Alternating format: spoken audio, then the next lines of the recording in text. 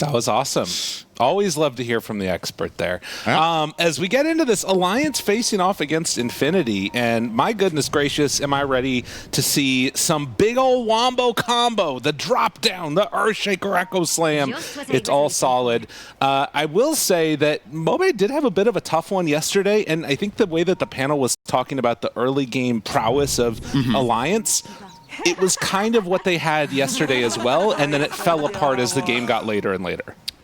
Yeah, I think a lot of Alliance's games have, honestly, for me, the majority of them have looked quite stable at minute like 10 or 15, and then sometimes when it comes to that mid portion of the game, they maybe lose formation a little bit, they get picked off here and there, they're not playing the map as well as some of the other teams, and that's why they're here in the 2-2 bracket, because honestly, they probably are one of the, dare I say, top 4, top 6 early game teams of the tournament. I think their laning stages have been very good, especially Skylark and Desire have been very impressed. They win their lane basically every single time. I think Nande has had a good tournament as well. Well, let's not talk about him too positively here. He's cast a skill Gust. That is not great. Oh, if he still dies after skilling, that's bad. No. That is... Well, I said he's had a great tournament so far. So it wasn't, it was technically not incorrect. That's good. It's good. Very good. That's good. Yeah, let's touch on MOBA a little bit in mid, because we saw his Shaker yesterday. They did win that game, but I would say that was a standout performance from Nande. More so than the rest of the team were really playing an excellent game. I think he was just really having an awesome one on a great Morphling performance in a game where the hero was good and he had a good laning stage. I feel like MOBA has not had his best tournament here. I think he has not been up to the level that he is capable of playing. Shaker is one of his best heroes, so we'll see if he can bring it here. And yeah, Shaker is instrumental in this game. I think Fissure is a very important spell for the Radiant side. You need to protect the Drow. You need to control heroes so that Bristle can get his damage out. Especially if Skylark doesn't go Ags, I think you need to contain heroes quite long to find kills. So, yeah, a lot riding on him right now. Well, and I think also, I mean, we can talk a little bit more about the meta of what happens in the middle of this game, but I think we should start off with noticing this bottom lane was supposed to be like domination. It was supposed to be double range heroes, right-clicking, whittling away. Now you get a death on Drow at the start, starting with Gust.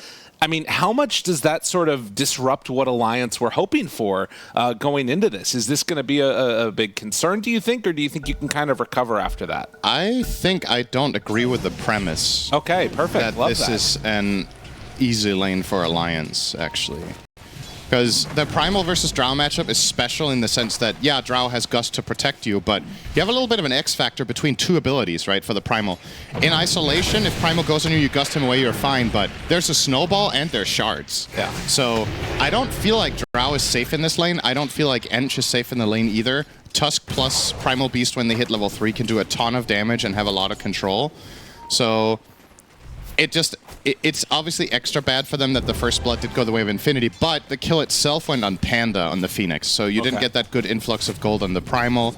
And I also think we kind of have to mention Knight had an insane game on Tusk against Nigma. I think this is probably the player to watch this game out of anyone, if he can replicate that performance. Well, we'll see indeed how it goes. At least at this early going, across all 3 lanes, Alliance are winning pretty hard. I mean, I guess you have 11 CS between the Primal and the Tusk. Oh, Tusk is in a really awkward spot. Yeah, and he might just be dead, as a matter of fact. The Range chase play down should be there as multi-shot moving. Easy kill. Yeah, they are looking quite good across these lanes. If Alliance outplay them this hard in the lanes, then it makes it way, obviously it makes it way simpler for a lane like the bottom one to just go the way you were predicting, right? With the Drow and Ench going well. Because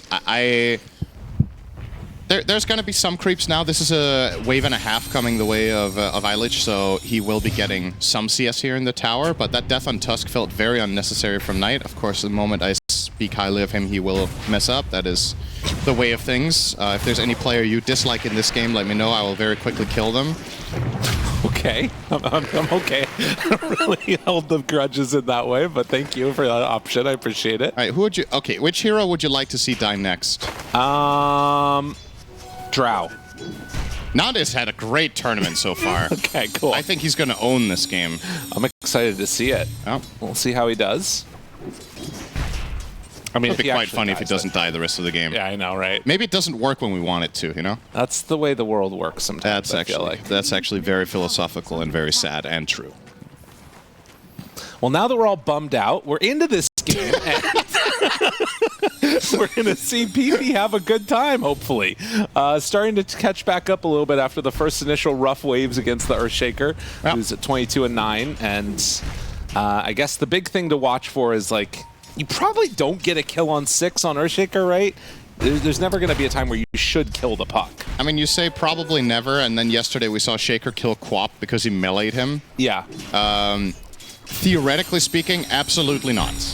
Shaker should not be able to kill puck, but I do think this is an expected beginning to this laning stage. I think Shaker should be doing quite well in the start with Enchant Totem, just getting more denies. And that said, though, it's still quite even in terms of net worth. So, yeah, I mean, it's let's just call it a draw. Okay. It's a little bit of an advantage, Mobe, in terms of last hits and denies, but overall, it's largely insignificant. He's ahead by 100 gold and quarter of a level, if even. Oh, he got some nice damage in there, though. I mean, that is the part that's kind of cool now with that facet. You can get some of the extra harassment in with the slugger on the last hits for kills. So, kind of a cool way to do things. Drops down the ward in the mid, and Puck having to go all the way back home. Nobody dying to refill a bottle while Costabile is going to take some damage there. Does obviously have stick charges galore in this lane. Has to use them there to go back up to full. But not really in the way that we saw like the Quap the other time. There's nobody really to directly answer the morph in a big burst way. It's just mainly the Drow with the right clicks with eventually marksmanship. Yeah, Shaker is a bit of an X factor in that regard, right? That's fair. That if you do find the jump and you do have double enchant totem, goes in. Nande's having a great game. Well, what do you know? You did it, Who man. would have thought? Unbelievable. He goes down. All right, he who's next? Completely missed the gust on all 3 heroes. Lich in trouble. A couple more hits. He's very tanky, though, and well, Panda... They're tanky now and almost able to dive him underneath as they do lose the puck. Yeah, as expected, the kill that should never happen with Shaker never killing puck for sure just happened. Just echoed him. He echoed and enchanted him. And all right. Oh my god. Sure, they find the Drow, but Alliance getting a really good trade by killing the puck mid as well as finding that one trade kill off bottom as well on the Tusk. So I don't think they're too unhappy with this overall. Now they might find Panda. He will. Oh, yep, he's dead. Snowball dodge that one, and now they move back in. That was, but he nice gets hurricaned away. Kadaro is still probably going to die here, although he's making him work for it. Although, I mean, these wisps are so annoying. He's Does he actually actually just walk that off? And now Mobe moves in to steal the Wisdom Rune. Yo, Alliance. Look at these moves. Uh-oh. These supports on the Dire are going to be very unhappy. In particular, Knight's Tusk, level 3. He's got so much ground to cover right now. Man. I remember somebody saying that he was having a really good performance on the Tusk. I don't know who that was, though. But yeah, it honestly could have been anyone, really. Level 5 now on Desire. I think whoever said it's really smart just got unlucky there. That's fair. Can't win them all. All right, who should die next? Let's go Puck again. Okay. Really upping the ante here. Let's make it as... You just want to double down. Let's make it as impossible as we can to see if we truly have this much power. I can't lie to the audience, though. PP hasn't had a great game so far. So I don't know, man. They're going in on Desire now. Mobe eyeing him up. But will dodge away for the moment.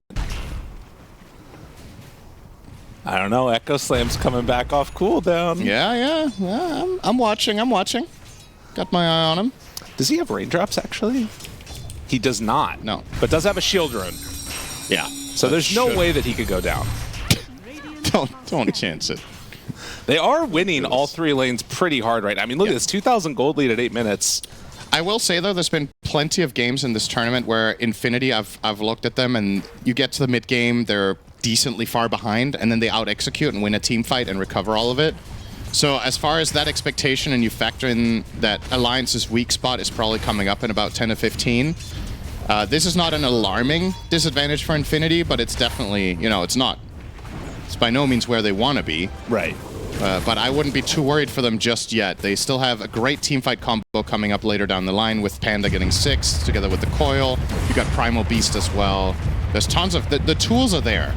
And there's always, for the entirety of the game, going to be the threat of, well, what if Morph turns into Shaker? Yeah. You know, that is something we can't ignore, that Costabile has one of the targets for Morph. And it'll be a while.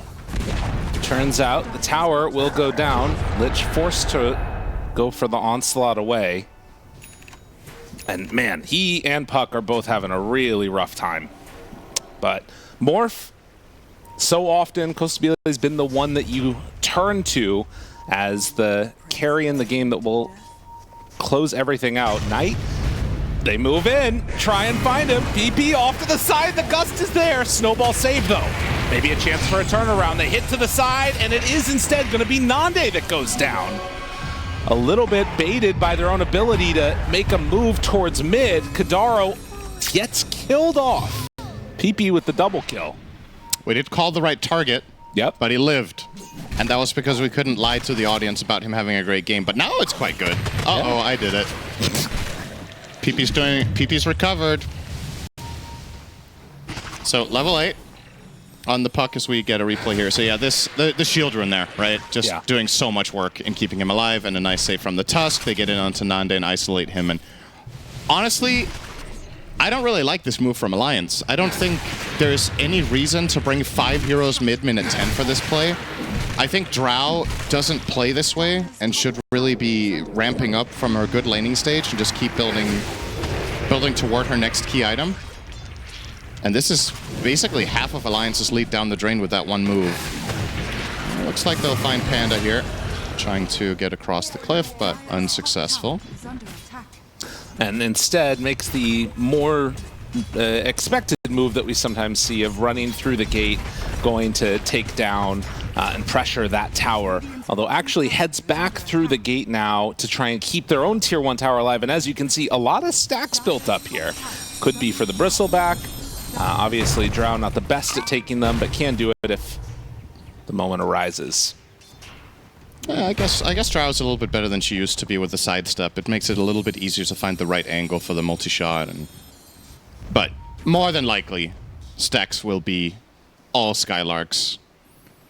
And that would lead to a very fast pipe for Alliance if they were to want to fight. But again, they kind of just took a fight before they got that key item. Zyre gets another round of it. Likewise, some being made for Infinity. Primal, a key target for that one. Although, PP also looks like he's going to try and clear some of these out. So once again to that Witchblade. Very much comfortable, I feel like, Infinity with, after that fight mid, the direction the game was going slightly.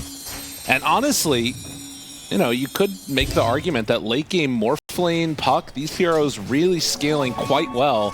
Alliance might be the ones that need to make the move eventually. Yeah, I would agree with that. I think despite the Drow versus Morph matchup being Drow favored on paper, I still favor Infinity in a late game situation, also because of the support scaling. Yeah. Tusk, we've seen Tusk win games with Ags. Phoenix, one of the late game powerhouse supports, always has been.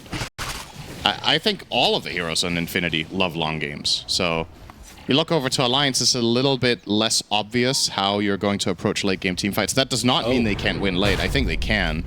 But it's also a matter of, okay, you know, we have our sample size from this tournament. When are the teams at their best? What type of game do they like to play? I think you factor in all of the things that we've seen, and it does paint a picture of if Alliance don't keep building an advantage, then Infinity get comfortable. Right. That's what you want to avoid here.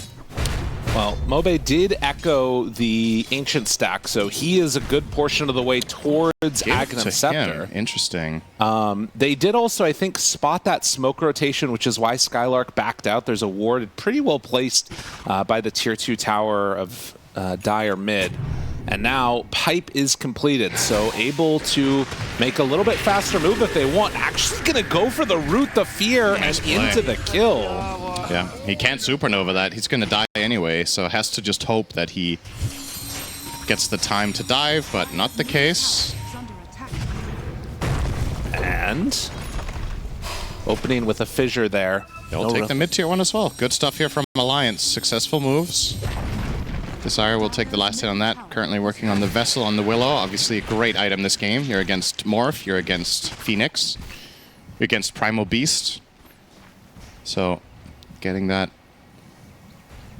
It still is, despite being buffed this patch, and I personally, just as a personal bias, I'm happy we get to see this item more. I think it's a nice item. I missed seeing more Urn, more Vessel. But it still has the same weaknesses that it's had for a long time. When the game goes later, heroes will itemize dispels across the board.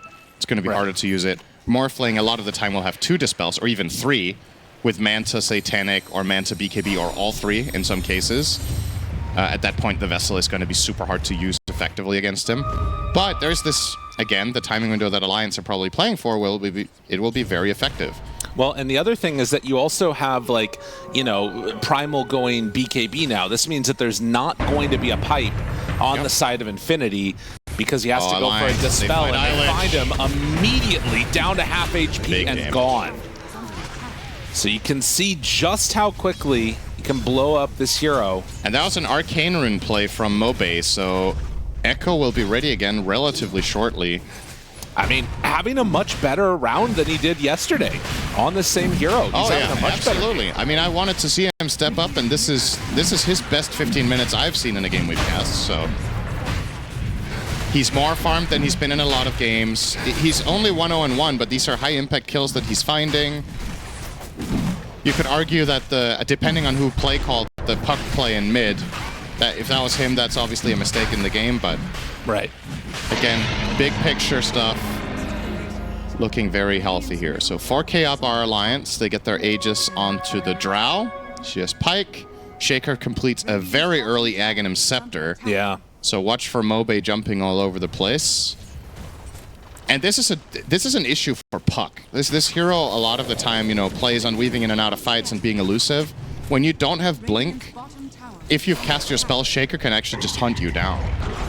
Nade. It's a little bit of a scary moment there as the Primal runs towards him. They have a Frost Armor creep that's going to stay alive a little bit longer here. Catapult eventually goes down. But Alliance starting to really constrict the map. They are actually looking up towards him now. Lich in trouble. Doesn't really have anywhere to go. Turns with the Pulverize, but he's just going to die. They don't have resources to TP in. Puck is out of mana. Tusk is pretty low on resources too. Did have Onslaught, but just didn't want to try and go for it. I think, didn't it just come off cooldown as he died? I guess that could be it. I'm not sure, but... Yeah. If there were resources in the tank there for Infinity, that could have actually been such a big moment for them, because that kill took a long time, and it was only 3 heroes executing it, and you saw Skylark drop to half just going for the kill, so... Definitely was a potential counterplay there, but... Yeah, they weren't ready, so Alliance will take another one. They will take the tower, and they will also successfully defend their mid-tier 1 in the process, so losing absolutely nothing. I mean, they need to get BKBs online, because, I mean, at the rate that these towers are starting to fall, it does sort of raise the question, will Costabile be able to come in time to sort of take the fights?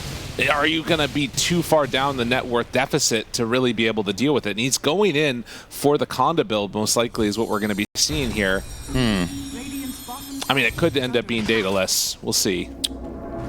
I definitely think this is going to be a Conda. I'm just wondering if he's going to go Crystallis BKB. Right. Because I'm a little bit concerned that going straight Conda here is a little bit too optimistic of an outlook of how the fights are going to look like. You will be playing against Shaker, you will be playing against Terrorized, you will be playing against Gus that you can man to off, but it's not always going to be available for you. Yeah. I feel like most Morphlings in this situation would go BKB, but we'll see. Scan here from the Dire. Really nice read coming out from Infinity. Oh, it just expired right before Alliance walked into it. I think that was the Dire scan down bot, and this is going to give Kostabile a false feeling of safety. He gets it off, though. Strength form. Is it going to matter, though? No. The amp damage on Mobe is the difference maker. He got the strength form off, but way too much damage out from that Shaker. And the Vessel. Yeah. Right. It's that combo. They needed all of that. I can't believe he reacted there with the shift. Just Spidey senses tingling. He had no vision. He did it just in time. At least I believe so. Well, that ward was there, but I don't think they walked out of smoke. I think their smoke broke after, because otherwise his reaction would have been would have been waveforming, right? Yeah. So he just toggled. I think he toggled the strength shift just in case, and he had the right read, but it was still overwhelming. That's a big kill for Alliance. They're going to try to turn this into a tier 2 tower as well. Looking quite good to do it here. I mean, look, you could not have asked for a better 20 minutes just about for Alliance than this. They have gotten everything that they've wanted. They've been able to get this kill onto Morphling. They can likely take this Tormentor if they want as well. Everything going well for them. Can they keep this momentum up as the Aegis expires? And actually, are they just going to take high ground? I mean, nobody's here to respond to this. This is going to be the end of this push, but that's a nice little grab there. Getting half the tower. Or are they, maybe they'll keep going. I mean, they have 50 seconds on the Aegis. Okay. People haven't come back. Yo, hello? Nobody is here to defend this. They're like losing racks at 20 minutes. Where is the response? Have you stuck around too long now, Alliance? Losing that tower is actually just flat out criminal from Infinity. There is no way you just let Alliance do that for free. That was a 3-hero push. Alliance had 2 heroes around the mid area.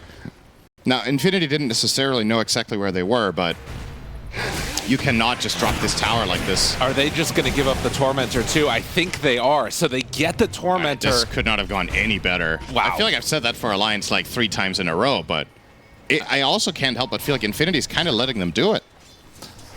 Now that Aegis is running out on Nande, they want to make their move. 5 seconds. I mean, he is fully exposed. They go for the Dark Willow all in. Nande was right there, but they did not feel confident making that chase for him yet. Yeah, surprised that Puck didn't orb south when they went for the Willow kill to try to find collateral. So all they get is that Willow, and that's just fine for Alliance. It's a very small casualty for a smoke play that was intended to target the Drow. Well, they've gotten a good bunch of their items. They almost have the BKB for Infinity now. Trying to think what else. For the Morphling, after finishing the Chrysalis, is going to be going for the BKB. I mean, do you play like 4 heroes together around the Primal Beast BKB while Morphling finishes his? Do you think that they need to bring the Morph into fights? Like, what's sort of the game plan now from Infinity? Yeah, you definitely need to bring Morph to fights if you want to have enough damage. This is a problem that their lineup has right now. Puck's game is not good enough that he can truly, you know, be the output, doesn't have the Parasma. So, yeah, I think so. I think if you want to make a move, it has to be a coordinated team move where you take advantage of the fact that Coil plus Phoenix is super strong. But it's been 22 minutes and they haven't orchestrated a team fight yet. And now they're going to lose their Phoenix. Oh, he's going to pop the egg. They go in to take... Oh, no. Killing the egg. They even take the time to give Desire the last hit. Well, Moby missed. Oh. He really wanted it, but sometimes you're unlucky. At least I think so. I think he missed. 7,000 gold lead. Lions still feeling very comfortable with the state of the game. And, I mean, in a minute and 15 seconds, Roche is capable of being back up. By that point, Infinity needs to be able to fight. They have to be able to take a fight, otherwise this game is just over. Yeah, I think so too. I think if you concede the second Roche, you absolutely lose a lane of barracks minimum. Your lineup isn't the best at killing the banner. So Alliance can place that carefully. And I think if Alliance do get the second rush, they shouldn't use the banner on the first lane. I think the one that they've already taken the tower in, they could probably siege without the banner and then use it in the one where there's still tier 3 up. Yeah. We'll see. Let's not get ahead of ourselves. They need to get the rush first. Alliance smoked up, looking for some sort of moment of opportunity. Not going to find it for now. They're still about 2,000 gold away from a BKB on Morphlane. Well, they have it on Primal, so the timing's a little bit awkward here. They have an amp damage on Puck. Like, I think as Costabile, you just can't really feel comfortable going into a fight without BKB. I think you can if you see the Shaker. If Shaker is the target that Puck coils, there is an avenue for Morph to play the fight. You still have to respect the Drow, but if you can reserve your Manta for the Gust... Nande spotted. Rooted on, oh, the Primal, he pops BKB, jump in, finds it on both of them. How much damage do they have? Costabile, he switches into the Morph form. They take down Nande at the start of this fight. Can they get any more? Costabile eyeing up Dark Willow. He gets hit by the Terrorize. So Desire backing out. Blink forward, silence, dead. They get 2. As Infinity showing some signs of life. And Skylark actually out of mana, but they don't want to chase for this one. And this is actually almost an instant Roche spawn. This is really big for the side of Infinity, even if they were to not get Roche off this. I mean, they still have Supernova. They didn't even use that, so I think they're capable of fighting for the next objective as well. The only thing really expended there was that's a cooldown is Coil, but it's a short one. You have it back in 30 seconds. Half of Alliance's lead gone there. They identify the target they need to find in the Drow. They coil her down, just overwhelm her with Primal BKB. And yeah. Goes in for it. He has Strength Form off. Oh boy. All right. Well, that makes the Roche fight a lot easier now for Infinity. Oh yeah, it does have Arcane Rune, so it'll be back up quicker, but... I mean, it was a quick enough spawn that they might not go check it yet on Infinity. We'll see. Yeah. Well, they are in the neighborhood, so just anybody just needs to get the idea to have a look. Skylark will force a TP out of Panda. And all right, they're just full-on disengaging. Eilich TP'd out too, so you are leaving the Roche pit wide open now to Alliance if they want to start taking control of the area. But at the same time, they are also moving their heroes in the general direction of the pit, so seems like they don't want to give it up for free. But as you mentioned, big item coming up. Morph with the BKB. The Tusk Blink is very important too. It gives them a nice and easy way of saving or initiating, depending on what they need the most. Eilich is about to join the smoke underneath a ward. He's actually doesn't hit it right there. So they see him walking over. Has not connected yet with the smoke, is in there now. But Alliance know what's going on. They're aware. Yeah. But what are they going to do when Morph starts taking Roche? Desire, TPing to join. Skylark is just... He's out there. If they call this bluff, they just kill him. Like, he's alone.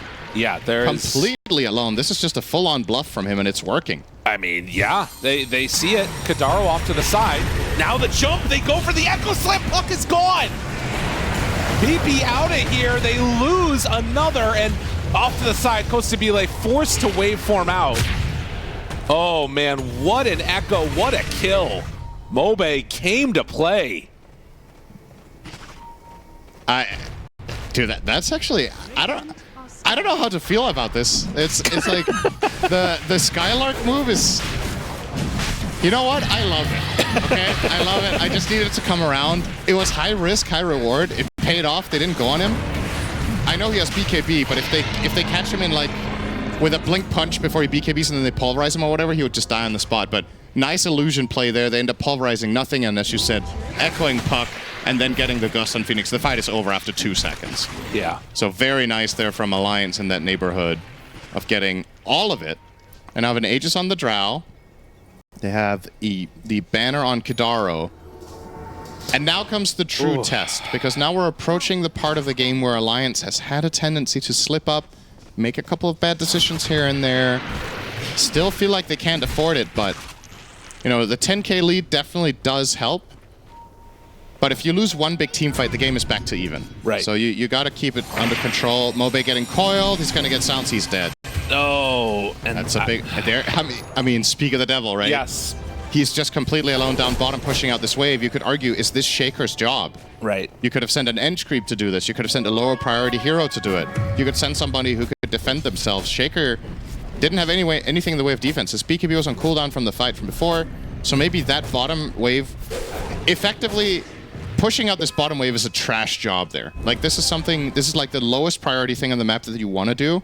So do it with the lowest priority target. I think that this should be a new term that we install in Dota, a trash job. I like that a lot.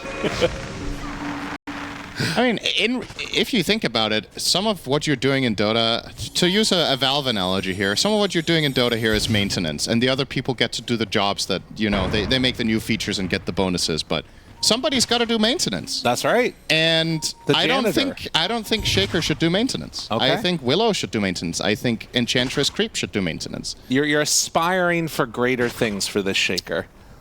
I just think he's too high value to risk it. Mileage down very, very low. Forced to pop the BKB. Yeah, he'll get out. And so that little dodge away for the moment. It's kind of crazy that that one Shaker kill results in a 4K swing. Yeah.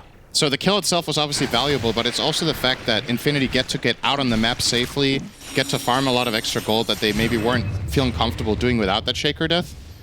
So still, it's looking good for Alliance, but I feel like there's an asterisk in this time frame for that team. Okay. So I want to see them overcome it. I want to see clear execution here from them. And I don't have the same concerns for Infinity, so that's the thing. When Alliance come high ground, I'm expecting them to execute the team fight quite well, because this is when their games have been going the right way. So this is a pivotal moment. They're going to put down the banner. Can they defend this on Infinity? This really is, in a lot of ways, a make-or-break moment. Now, that banner is down pretty far forward, but they're not great heroes to hit it on the side of Infinity. It's almost a bait of come and try and take this, but behind enemy lines, they jump in, they get the Willow, but they aren't able to go for the full punch.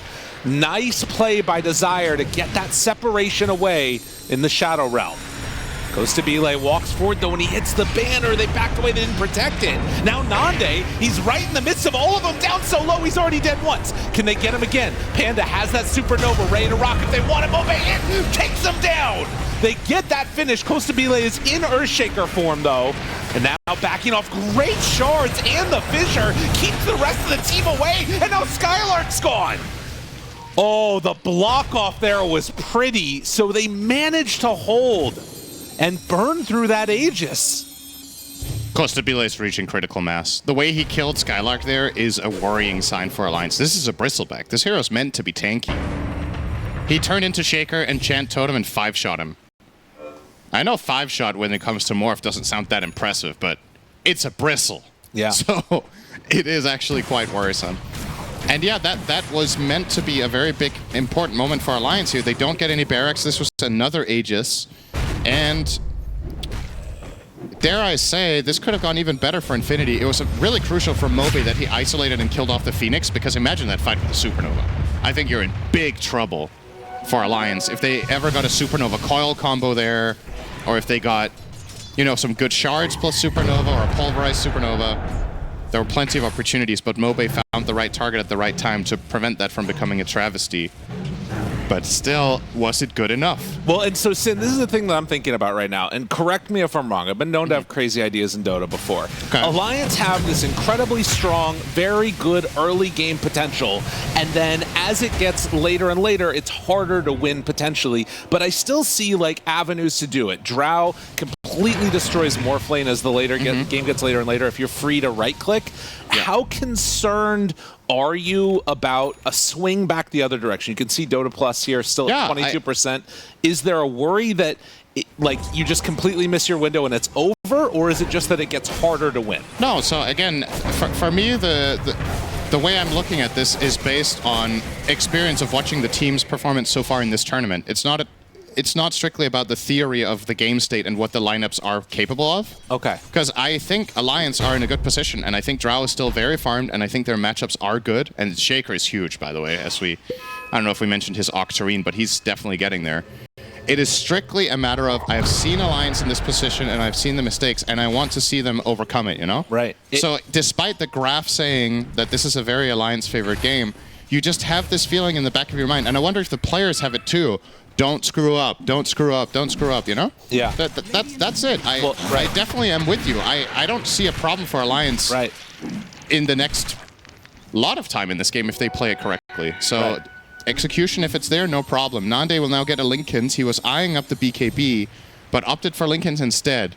This is a bold choice. You're now protected against Pulverize, but you're not protected against Coil Supernova and a Morph killing you in 5 hits. So Right.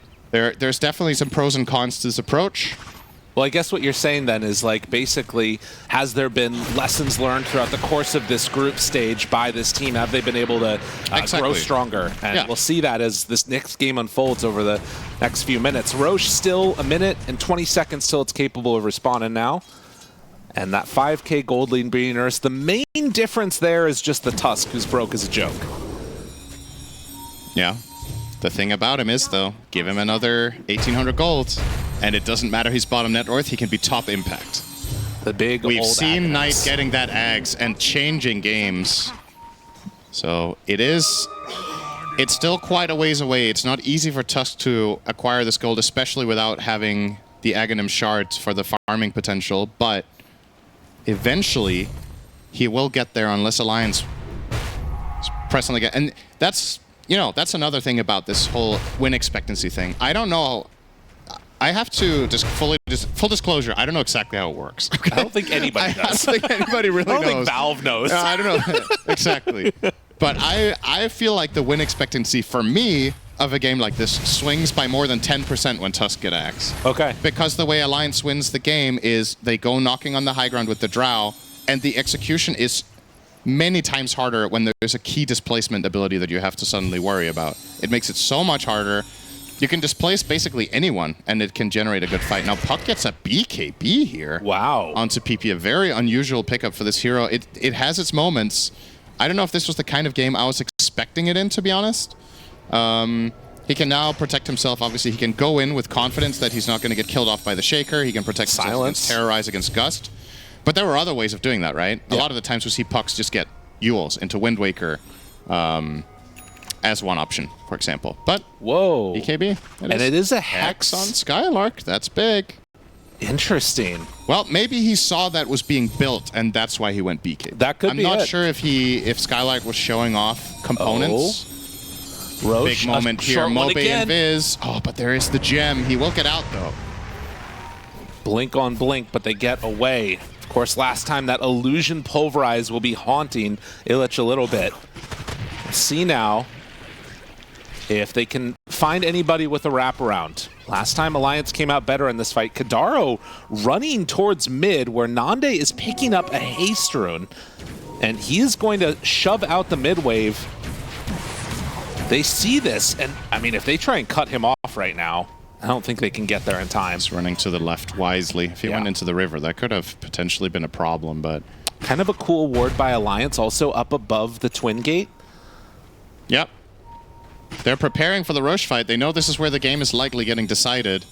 Oh, Costabile also gets the Daedalus. Thought he was going for the Conda, but he has the full right-click mode on. Maybe the Shaker factors into that. Getting the Enchant Totem plus Daedalus can be a lot stronger than the Enchant Totem Conda, of course. Rooted. Lich will start getting poked a little bit. They'll pull him away. Use Drinking Buddies, and now hitting Roshan. Infinity, I mean, they're going to hear about it in just a moment here. Yeah. The roar goes out. And PP can frontline this by popping BKB and just blinking in if he wants to, but they doesn't gotta do be it. Careful. They move in and they just get the Aegis, but they hit immediately. Hex now onto Morphplane. Snowball save! They don't have anything there for the control afterwards. BKB popping close to melee. They're on to Nande. Knight is already dead though. Can they take down any more? Skylark pops his own BKB, backs away. Second life now on Drow. Immediately down with the Supernova though. They cannot afford to hit this. Snowball chase down Nande. He gets the Gust walk away, but now jump forward. Hex onto Puck. Very, very tanky though on this Puck. Dodges away from them.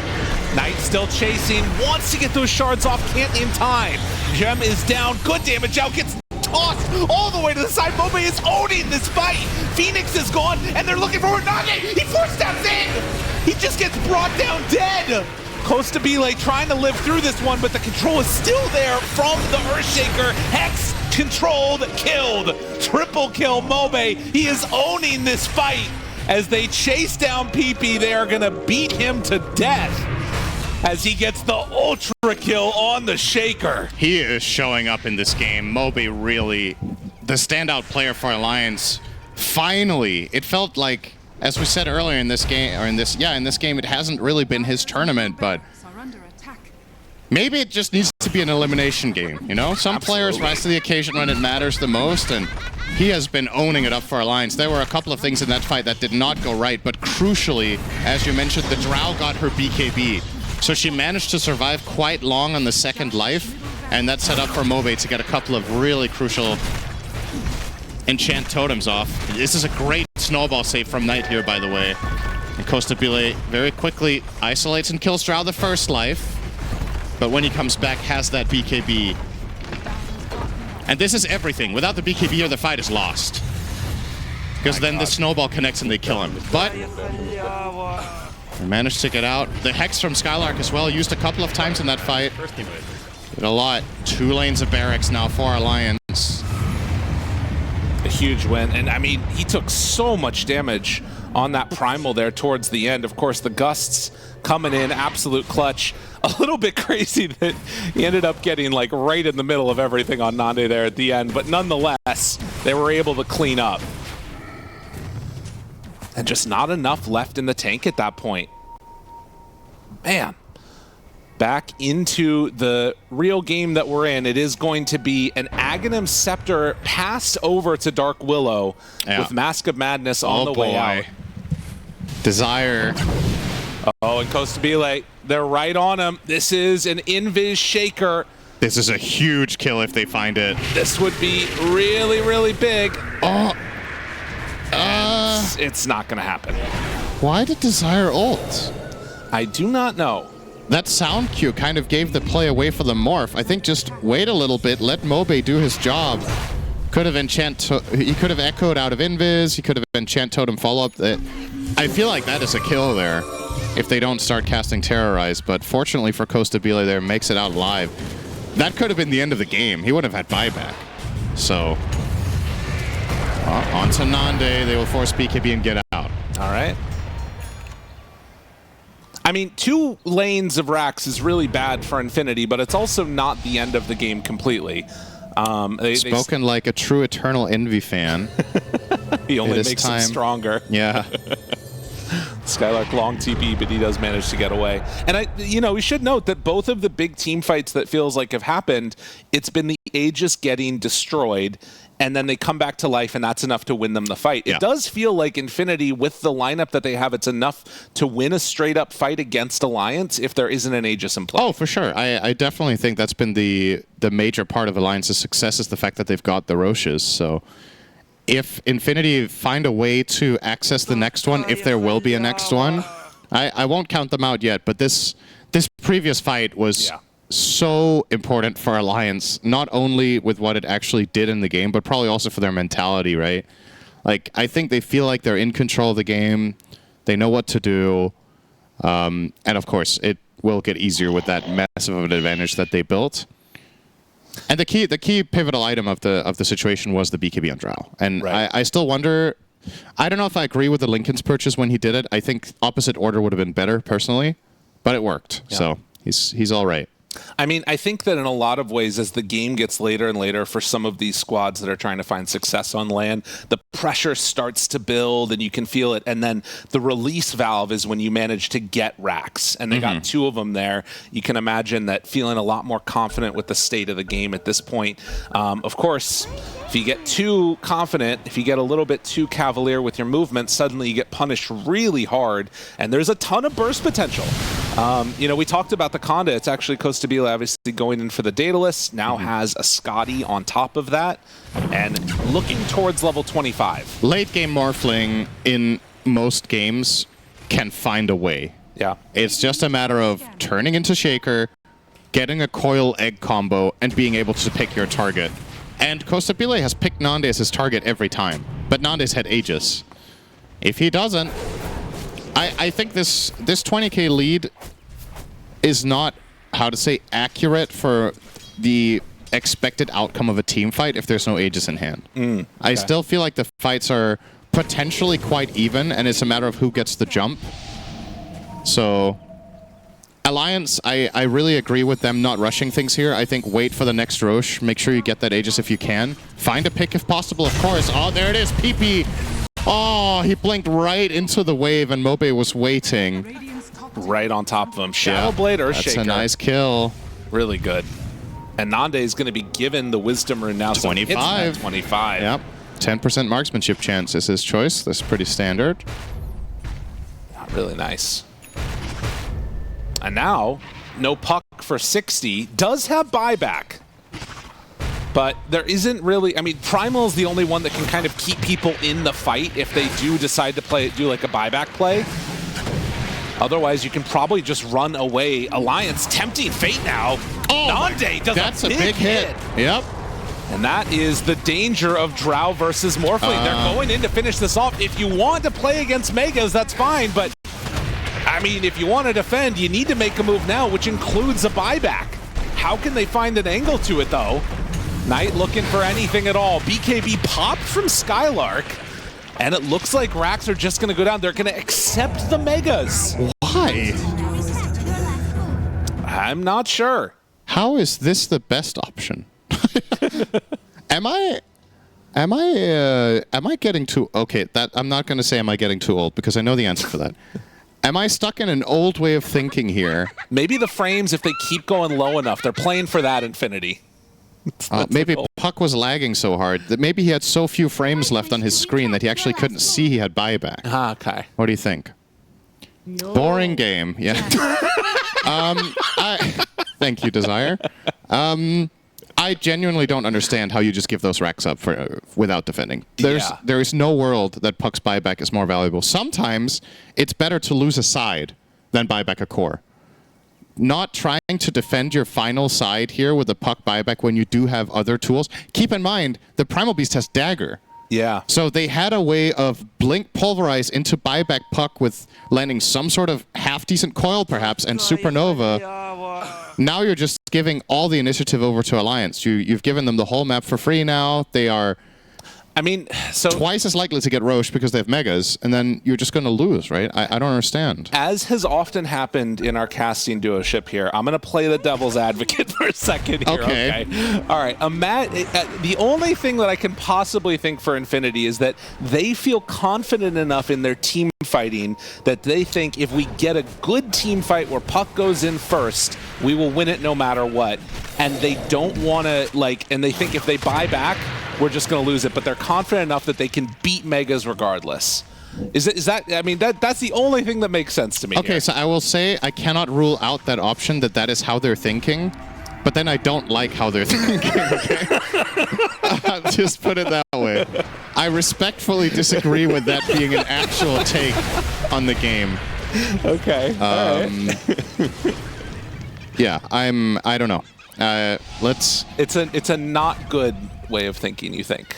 This is just another of those examples. You know I like talking about this, that sometimes the best play is still bad. Right, yes.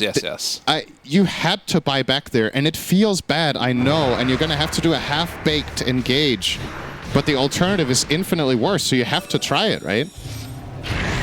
Anyway, Costabile will get the shard now, so he can morph during the Shaker stuns. Very good. That is helpful for sure. Him gain 25 is going to be nice. Yep. You know what would also be nice would be not having mega creeps against you. Okay, I thought we were moving on. What the hell? You're going to be talking about that next game. Yeah, so for this laning stage, Infinity should really not have given them mega creeps last game.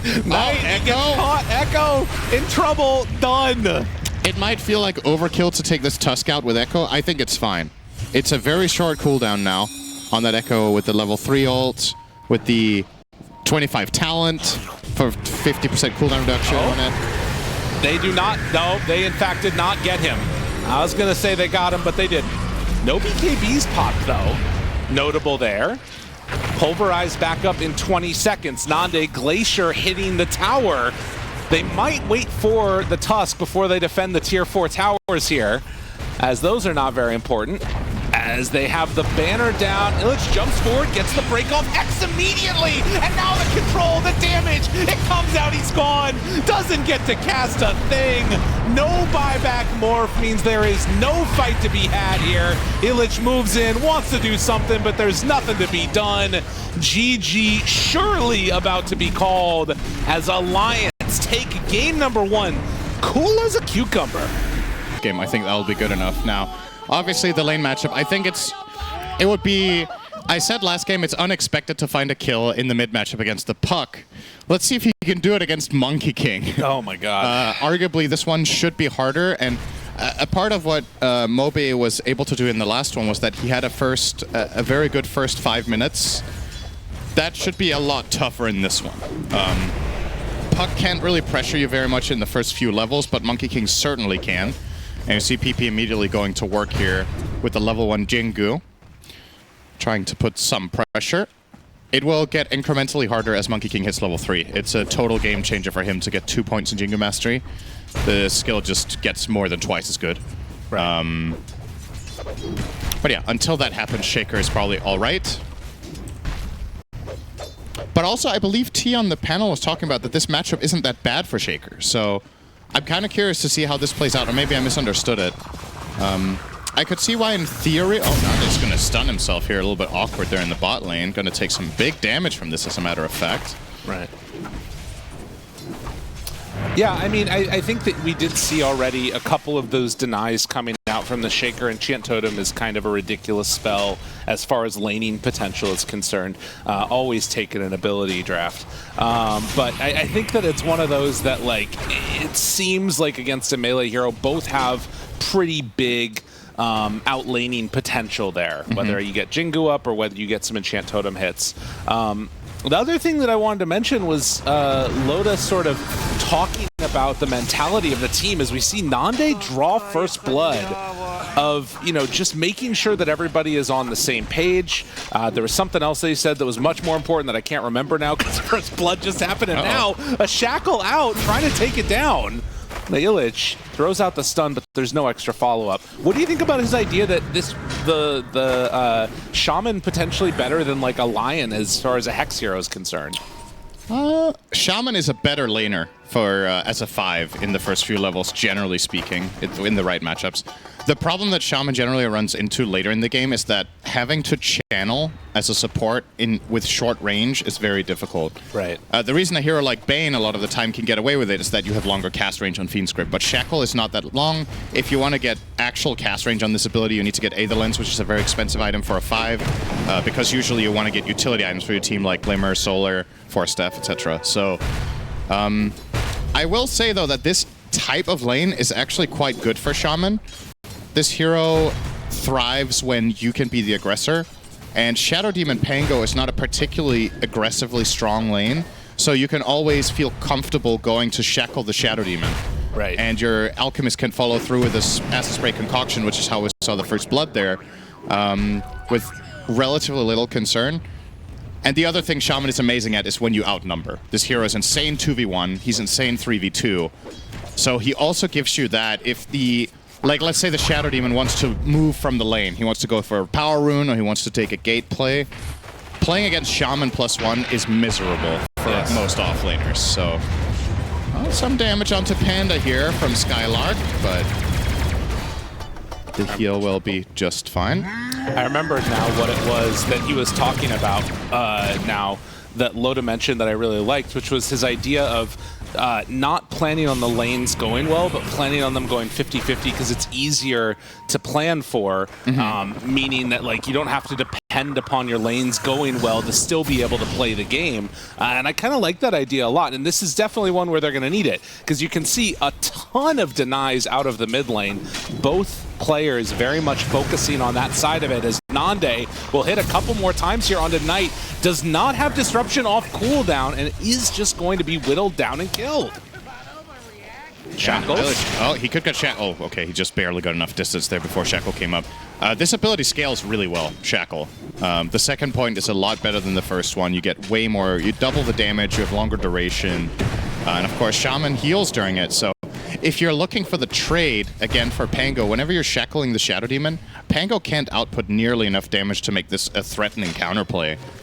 You saw there for Kadaro, it wasn't even close to him dying afterwards. And you know, whenever there's heroes like this that aren't played very much, if at all, there is also that factor of, okay, how comfortable is the enemy team playing against it? Like, how experienced are they? Do they know how to handle it? Is something going to surprise you? Oh, nice D-ward here. The Mud Golem is going to come through and find the D-ward because of the sentry they placed to block the camp there. That's crazy. But yeah, that's another factor. This is probably something that Infinity haven't scrimmed against a single time, right? So you might not have... In a game of Dota that's so much about knowledge and about feeling in the current patch, etc., if you're playing a new matchup, you know, might not know the limitations, might not know how much the damage really feels like in the lane. And yeah, that's a good start for Alliance down there so far with 2 kills and a head start for Nane. Now the other 2 lanes are going great for Infinity. Yeah. So Monkey King is handily beating out the Shaker, 30 to 19 against 22 to 12, and Costa Bile top is 31 and 8 against Scarlex, 20 and 6. So they're bringing everybody for this one. Nande going to throw out a stun on the illusions. That is nice. They wanted to not give him a target right when he came out, but obviously 2 just getting created. In the meantime, Skylark is cutting double waves up top. He knows that he could get ran at a little bit by the gyrocopter while his Enchantress is gone. But regardless, Nande just going to farm these ones up, and this rotation's not going to turn into anything. But it does mean that the... Oh, hang on. PP might find Skylark. Nope, he doesn't. He checked. Well, he'll find him now. Chase, got him. He needs to reserve his Boundless for Skylark using his Onslaught. Both players know this, so this becomes a game of chicken, essentially. Another hit, another one. Chase down, looking for He still needs to reserve it for the TP. Yep. And in the meantime, there's a battle going on with the rotation over. Illich almost able to take down Nande. They do kill off the Primal and also able to find another kill now. Kadaro trying to get a return one. Pango goes down. What a weird series of events, Sin. Yeah, still, I think Infinity probably pretty happy with this because they found Skylark and Costa Bile is playing 1v0. So yeah. Gyro is getting mega free farm. Your Monkey King gave a wave over to the Shaker to go and kill. I think that's fine, but Alliance are straight back onto it again now with Shadow Shaman as well as the Hoodwink. If you were concerned about Shaman at all, I think you're already now reaching a point for this hero that is a lot of the time his Achilles heel, which is getting toward the level 6 without suffering too many casualties in lane. Kadaro hasn't died. He's 0-4. He'll get relatively fast Arcane Boots. This hero needs the mana. And I think he's set up for a good game already. Yeah, I mean, I think that's the thing, right? You think about Shadow Demon often as like a way to help out secure some safety for, you know, the offlane or whoever it is that you're paired with. But Pango very much has no way to protect the Shadow Demon. And now Echo to get away. Oh, that is not going to be good enough. He popped 2 mangoes. He mangoed to use Echo Slam and he mangoed to try to use Enchant Totem, but he still died, so yeah, nothing good came from that. Just trying to get away. They bring numbers and Enchantress creeps and we'll try and get some pressure onto this tower while Earthshaker is dead. So yeah, a much better game this time around for PP on the Monkey King. He's gonna TP bot Nande. Getting collapsed on. Get him with the roll, the Thunderbolt. Round and round he goes, and Nande does not have a way out of this one. PP making the moves.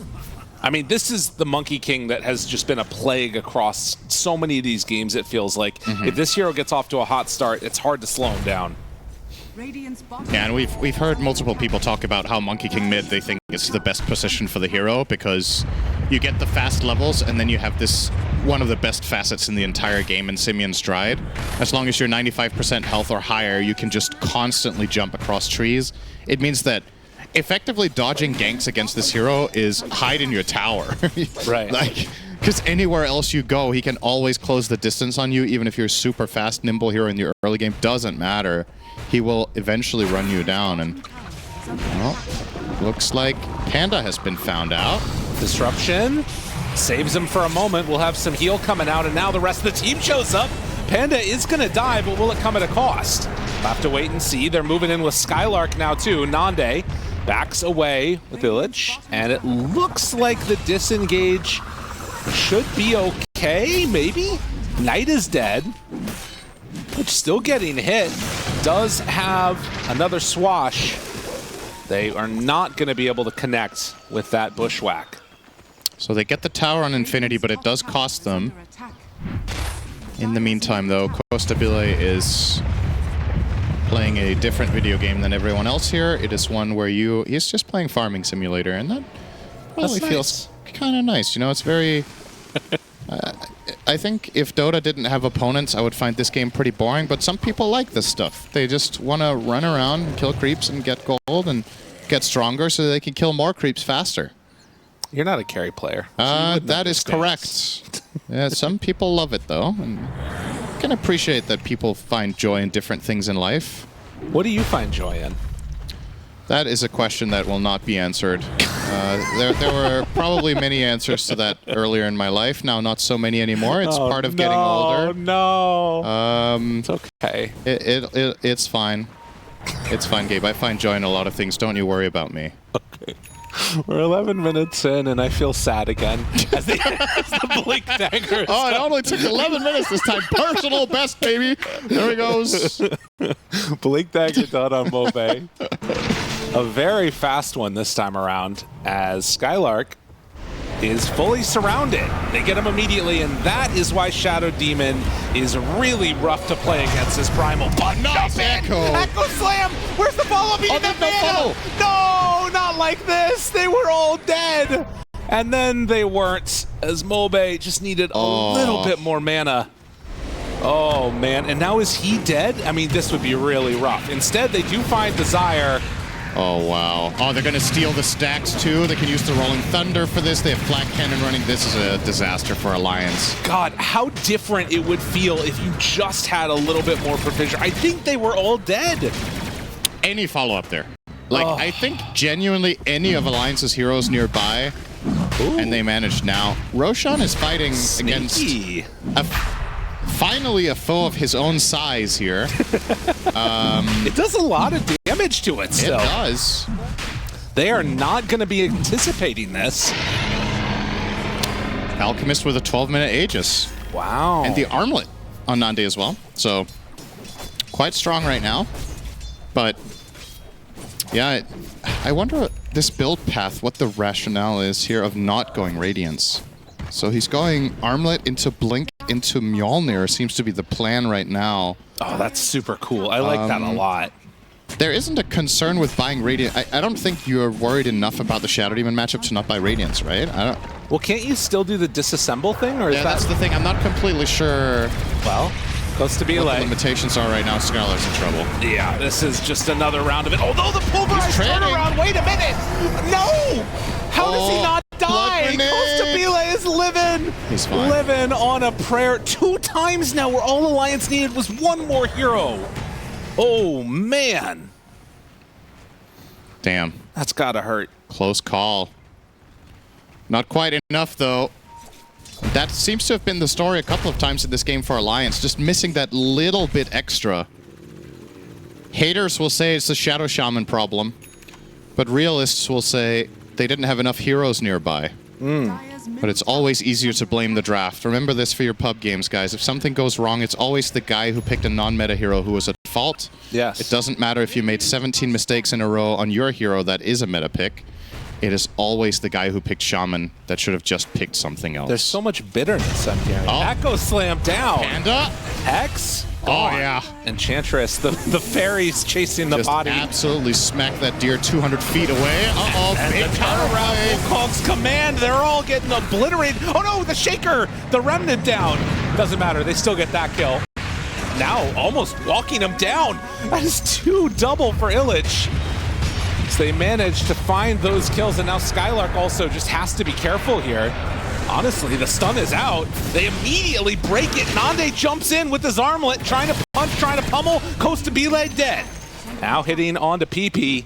They do not have a Shadow Demon to slow this down at all, but the rest of Infinity will run away. I'm surprised they're not counterplaying this with Infinity. I think they could have just turned around and killed Alk. Illich has 3 Vessel charges, and PP had Boundless Strike ready. But they respect the counterplay. They thought Alliance were maybe coming in a little bit earlier than they were able to, and still a very good exchange there. And it's super important for Alliance that Nande gets involved and gets something out of this, right? When you're going this build on Alk, you have to fight. Oh, yeah. Going Armlet, Blink, and then not fighting is just not a thing, so if he wants to maintain a healthy gold lead, he has to be involved. Illich, this is very awkward, by the way. They find him. Should be Desire dead. There with the follow-up. Just happened to Big walk kill. through. He had a 4 streak there. The dominating streak ends, so Alk. You know what it is? The reason it didn't is because he still has Aegis on Nande. As the tier 1 tower is going to get hit here. 2 minutes. It really has changed the way this game goes, I feel like. He can play so much more aggressive. They're not feeling like fighting him. Yep. 10 to 11. And how is Gyro's farm going? He has the Chrysalis done. I think eyes on the Aghanim Scepter. Has 2 components completed. Well, PP's channeling up the ult. Skylark. And as soon as you pop that down, he's dead. Yeah, he's just gone. So the bigger item for Infinity's side right now is to get the Gleipnir on Monkey King. We've talked about this in a previous game a couple of days ago, that in my opinion this is the best hero in Dota still to buy this on. It's also one of the few that we even see it on any longer. A lot of the other heroes moved on to playing Mjolnir instead. But on this particular hero, Gleipnir is just so insane because it sets up Boundless for you. It keeps people in the Wukong's command.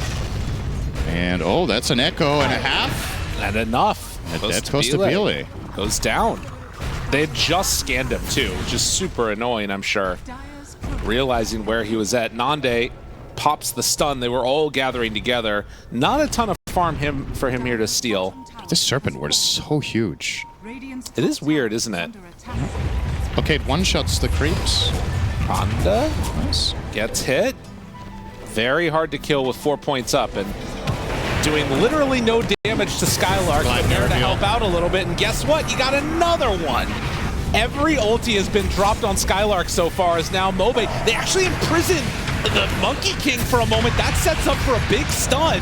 Can he survive through this? Broken down and now controlled and just going to be killed off. I don't know if there's any way to save him there, but that one definitely was not it.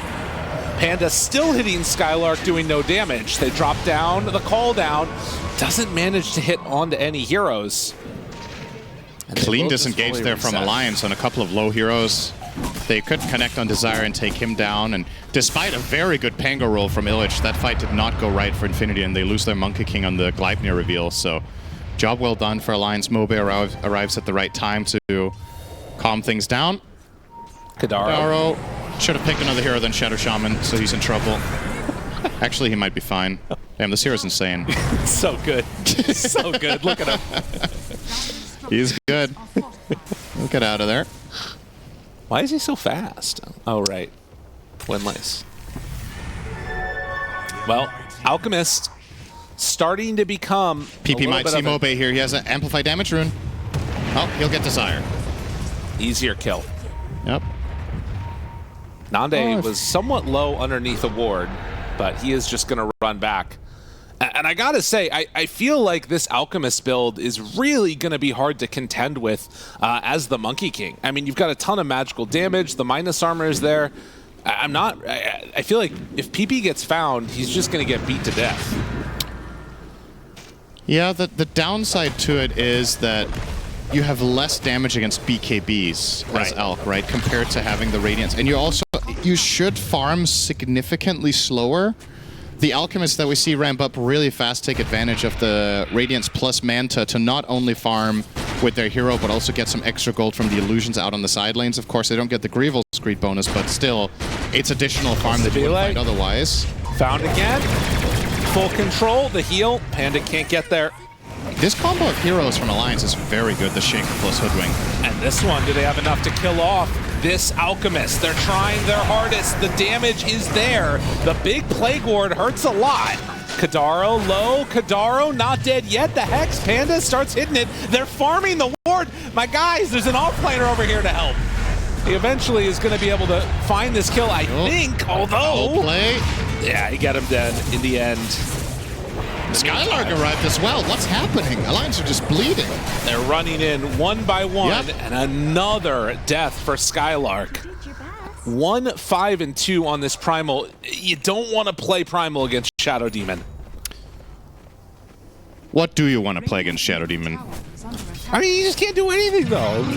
Answer the question, what do you want to play against Shadow Demon? Yeah, there we go. All right. Unfortunate. Should have picked another hero that didn't exist. Gyro, as we see the replay here, they do kill him. Damn it. Oh, that's not great. No, it's not. It's really bad. It's really not great. But yeah, so this hero combination in tandem for Alliance has been looking really good. The Hoodwink plus Shaker. They found a couple of kills on the Gyro. They found multiple plays in the side lanes. But this situation in mid is the bigger deal. Alk dying. This hero dying feels like 2 deaths sometimes. You're top net worth. You're really meant to snowball. Getting slowed down. And the fact that you're only like, what's this, 1,500 ahead of the mid Monkey King? I just don't think it's enough. But this is the risk you take when you go for a build like the one Nande has done in this game, is you're really committed now to fighting. Falling back to just AFK farming feels super bad when you have Blink and Armlet. But I imagine he fails 1 or 2 more fights, his game's just over, right? So it is an awkward in-between state that you're in right now. I hear you definitely there. Tormentor for Panda. We'll get the Sprank. So nice extra damage against Alk and Primal Beast. Ench is always a little bit of an X factor in these fights, you know, the extra damage. Only 2 levels in Impetus though, but... Well, and also she did get the kill onto the Serpent Ward. I feel like, you know, 270 gold that you get for that one. They're putting a high priority on taking that down. She can keep getting those kills. It'd be pretty huge. We'll see if they decide to go in for this. The Roche respawn time, 1.5 minutes away. Aghanim Scepter done for the Shaker. Okay, they just smoked up. Alliance saw this with the ward, though. Nande's getting ready. Night reveal. Oh, this is bad if they... Oh, okay. They realize it. Do they know? Fissure down. Okay. They get the ward out, but Nande is fine for now. He has BKB. They still are in a little bit of a precarious spot. They jump in now with PP, hoping to find him. Instead, they get Kadaro. The Shadow Shaman found. He will get the Hex off, but with Costabile moving in, this should be an easy bring down. Okay, Alliance only losing 1 hero there is probably a good result. Because that got really awkward. Yes. With Alk self-stunning under vision. TP's coming in. And the Shadow Demon danger. That is not the kill that you want if you're Alliance. Don't play 1 by 1, they fall around the against map. Shadow Demon. Panda, did he just dodge a bushwhack with Sprank? That's a nice little detail. PP, nice stun. Got him caught. No chance to get away with the onslaught. Does have the BKB now. Yeah, getting forced to use that just to disengage. Hasn't been much stuff in this game coming up Alliance for the last 5 minutes. It's really Infinity running the map. And for Alliance, the unfortunate situation here is the only hero you have here that is truly having a good game is the Alk. But it's just, is it gonna be good enough? You're gonna have to rely on finding some sort of a setup where Alk goes second. I don't think Nande can go first and be confident. He's just gonna get countered by disruption. A lot of the heroes that he wants to jump, I feel like he can't kill them anymore. So you have to find good combinations with your stuns. You need to chain stun people down. You need to let Alk be a follow-through, if possible, onto a Shaker initiation or a Hoodwink catching a good fight, or ideally the Skylark Primal Beast getting a blink. Yeah. But he is about a blink away from blink. So that's going to take a while. Wait, what? Oh, right. He has like no gold. Okay, got it. It took me a second to figure out what you're saying. Yeah, well, that is true. Aren't we all a blink away from blink? Yeah. As the other thing that I'm sort of keeping an eye on in this one is going to be like basically the Roche timer. Since it got there so early, it's on Radiant side. I'm wondering if Infinity just want to wait till it swaps over to top side. But the reality is they also don't have like the best heroes to take Roche. You know, there's not an easy way to get that done for them. It does take some time for sure. But I don't think getting Roche is important for them, though. Right. I think their lineup is kind of coasting this game as long as they keep farming and not losing a big fight. If this game is hits a lull for like 10 minutes where everybody just hits creeps, I think Infinity's win percentage definitely goes up. And that is despite even factoring in that Alchemist is getting the extra gold. I just don't think it matters enough anymore.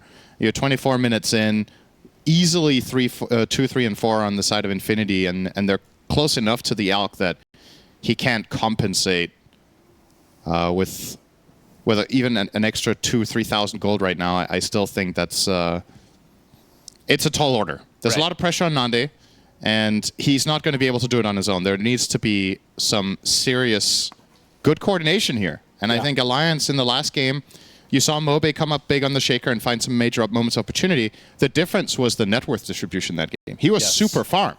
He was top net worth for a big portion of the game. This time around, his CS now, I think, is about the same as it was 16 minutes in the previous game. This time around, he didn't win his lane, he lost his tower, and his counterpart, the Monkey King, is doing way better than the Puck was last game. So it's just a totally different ball game for the Shaker. And there's a reason we don't see this hero picked that much without knowing its matchup. Because it is very exploitable. And I know in Game 1 they didn't know the matchup either.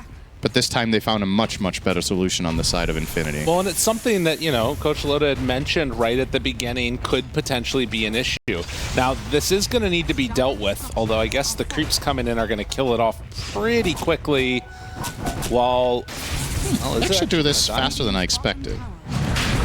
Oh, wow. This is not taking... Orb of Destruction, right. Okay. I mean, the Lucky Shot is a big help, of course, with the... He has the talent, right? Yeah, so it's minus 11 armor. Leaving trash around. Littering fine. Should have a debuff for every item that's left on the ground.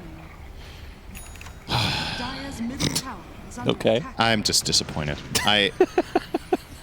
How often does this happen, man? Yeah. Like... All right, teams, let's count to 2 together. 1, 2. 2 items. 1 Roche, 1 item. 2 Roche, 2 item. 3 Roche, 3 item. Is it any more acceptable that it's like by far the worst Roche item? Like, can we all agree that it's like it's worse than everything? This is like the biggest cope. It's a free item that's good.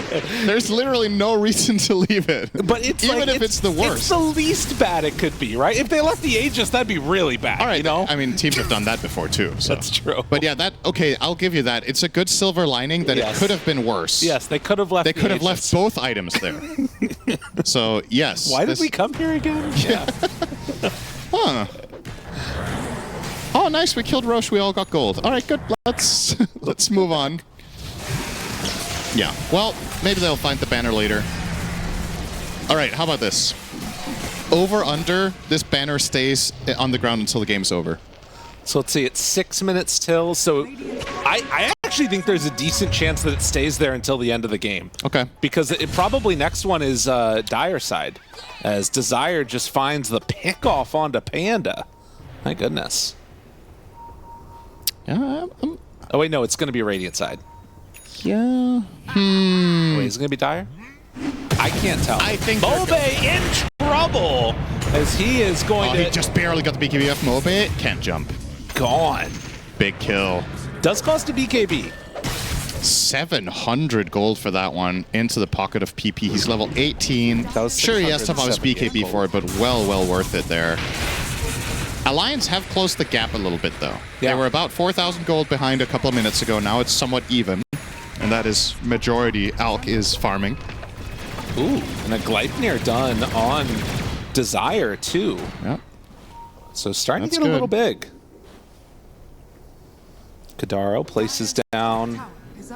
Oh, he immediately gets it taken away. Gotta be frustrating. Glyph the mid tower and delay things, but don't think Costabile feels any sort of worry here with finishing this off, and he will take it. First tier 2 of the game goes the way of Infinity, and Nande. Are they going to set up on him? Illich is trying here to at least bait out a BKB with the Vessel. Oh, they miss on the Boundless. So Nande will force out the BKB. or have this BKB forced out, rather. Yeah, I don't think they were expecting to kill him there. I think this was kind of what they wanted to accomplish. Yeah. Even if the stun connects, they can't chain stun him fully there. He's just going to BKB TP out with Armlet running, but still, that's a BKB 9-seconder for survival. Boundless down, and gonna force out another one. They Wukong's command even. Is it enough to kill? Yes! They take him down. Skylark. Man, PP is just running this game. He is 9-1 and 10. Oh. Reminds me of somebody playing Shaker last game. True. Really just a complete switch around between the two mids in relative impact. The Puck struggling last game and the Shaker owning it up. And now we've done a 180. Or as many people like to say, we've done a 360, but they're wrong. What about 540? Shout out to them. I mean, that's technically also true. Do you want to keep going? 720? Well, that's wrong. That is. It's right. 900. 720. I mean, 720 is the same again, so that can't be right. So it's 900. I'm in a special math area. Are we having the same conversation? The original conversation was what was wrong and what was right. 14 to 20. There we go. That's what I'm talking about. That's right. Immediately deflect when you're wrong. You've been trained well. I don't even remember the conversation. There you go. I can also gaslight. Again, you've been trained well. Skylark cancels his charge out. As we approach the 30-minute mark, Infinity ahead, but not by an enormous amount. And it feels like at this point trying to just do a little bit more economic damage. They use some illusions to block out the Ancients, and now are retreating back to their side of the map as the Aegis expires. This is a big moment. This one has to work for Alliance, I feel like. If they fail this fight, they lose so much grip on this map. Nande's going to break his smoke against people. He's just walking forward. They see everything. They see him immediately. He doesn't get to do anything here. Oh my god, that is really not what you want. The Hoodwink used an acorn shot on the mid-wave, and they saw it, knew what was going on. Find the kill as Alk revealed underneath that. Too easy. Oh, I can't believe he just kept walking forward after his smoke broke. It's like he felt like they couldn't do anything to him, but the reality of things is if he gets stunned by a Monkey King out of the tree, which is more than likely what breaks your smoke to begin with, right? You have to assume that Monkey is there. Monkey plus Pango can kill you 100 to 0 because your team doesn't have any save. Damn. That is a big mistake coming out of Alliance, and that one's going to be hard to recover from. You're going to lose so much control on the map. All the waves are going to get pushed in. At the very least for them. Oh, well, Desire is going to die too, so that's insult to injury. At the very least for Alliance, Roche isn't up for another 2 minutes. But he will spawn bot, so the bad news here is Infinity might also find the Roshan's banner. It's like a super power-up. Yeah, they will just get... We'll realize maybe they don't know it exists. Maybe they don't need it. They're walking up high ground right now, trying to take down this tier 3 tower, and, well, as of yet, no response. So you can see the little treasure chest up there. It would be great for them to have something to not allow the creeps to die. Setting up. Goes for the backline, tries to find him. They don't have the disruption in time. That is a dead Shadow Demon. Now pulverized on the gyro. Big Echo Slam, but the BKB is out. They have to run away. Jump forward with PP, find Nande, beat him down. And now Skylark also in trouble. They buy back. Mobe ready to the side, can throw out some fissure here to mess with them a bit, but there's nothing else to be done. They fought back on Knight for this. It's an admirable attempt. I think it's the right idea to try to jump the backline and kill the Shadow Demon immediately. The problem is you have to commit so much. You pop all your BKBs to get in there and just get that support kill. And Monkey King gets off an ult. Call down comes down. There's a Pango roll, and they just stand their ground. And Shadow Demon buys back and reconnects with the fight pretty quickly, actually, because he has TP plus Blink Dagger to just get there to the outpost. And yep. That's probably game. Alliance will have heroes respawning in 20 seconds, but 2 lanes of barracks down. And Infinity can just take it easy here, retreat, wait for the next Roche, get 2 banners, Aegis, and go to finish the job. Let's see. Have a pause here from Panda. Okay. Disconnect FPS. He had so few FPS he couldn't write it. He just disconnected instantly. It's fair enough. On your screens right now. Here, retreat, wait for the next Roche, get 2 banners. Aegis. And go to finish the job. Let's see. Have a pause here from Panda. Okay. Disconnect FPS. He had so few FPS he couldn't write it. He just disconnected instantly. It's fair enough. On your screens right now, Alliance fans will put 100% of the blame on this guy. The Cthulhu. It's a cool set. I like that one. It is a cool set. Why does he have a dagger? The hell? Isn't he holding 2 Observer Wards? No, look, there's daggers there, though. Oh, on the side, yeah. He has a dagger and a tome. He doesn't use either of those spells. What if he threw daggers as his auto attack animation? What if that book is, you open it on page 1, it's like table of contents, and then it says when to pick Shadow Shaman. Yes. And then all the pages are empty. I like that. That's what do you think? And it's like an invisible ink, and it says don't. You really have to look deep to find the truth. In all fairness, though, as much as we were memeing on it, I actually think the hero's done quite well this game. It did. It looked really solid. I think Kadaro played a great laning stage. I think he took a decent amount of towers with the Serpent Ward, etc. So, as far as I'm concerned, it's not a draft problem for Alliance. I think I'm not a big fan of Nanda's itemization in this game, and I feel like their timings didn't truly overlap with what they were trying to do. And on top of that, they just got PP'd, right? He just ran all over the map and just killed them lane to lane to lane. He's been in 24 out of 26 kills on this Monkey King. It's been a great showing from him, honestly. He's really stepped it up, and that's the quality you want to see from your mid laner. He had a bad game 1 performance, he shrugs it off, and it's like nothing ever happened. And he goes straight into the next game reinvigorated and plays his best, so. When you're playing against Infinity, you got to have a plan for PP. He's one of those players that just makes the difference. And now is going to find the lost relic, picks it up, hey! I bet he thought it was a neutral, and he got really excited for a moment. That's right. It's like, oh, neutral item. It's like, oh, it's a banner, deny that. All right, immediately passes on the Curse to Illich, who will keep it in his backpack. Let's see if Panda thinks this is better than one singular Iron Branch in his inventory. Well, what do they do with the second one now? Oh, what if they leave that one? That'd be real good. So 4 items on this Roche. Banner, Aegis, Refresher, and Cheese. Let's all count to 3 together. 1, 2, 4. Nice. So the on double that Roche. And okay, so Panda will take the cheese on the Ench. He's actually very tanky. 2,500 health on Ench. Refresher Shard on the Monkey King, so double ring, double BKB. And then you have the banner sitting in the backpack of Illich. Who took the second banner? Ench. So they can double banner drop and siege this high ground with Wukong's command. I like that. How do you defend against this push? Because you can't hit the Monkey King then if it's double banner. Yes. Bobe looking now. Yeah, they'll try to wrap. They have to try to find a wrap here. Azure block off. Kadaro walks in. They get the control now onto the Pango. Where's the rest of the team? Kadaro? I have never seen the like. What? Nande jumps forward. Disruption. He's caught in the woods in no man's land. PP on top of him. And Nande now going to get chased and finished. Desire also held to the side. They're going to kill the Hoodwink.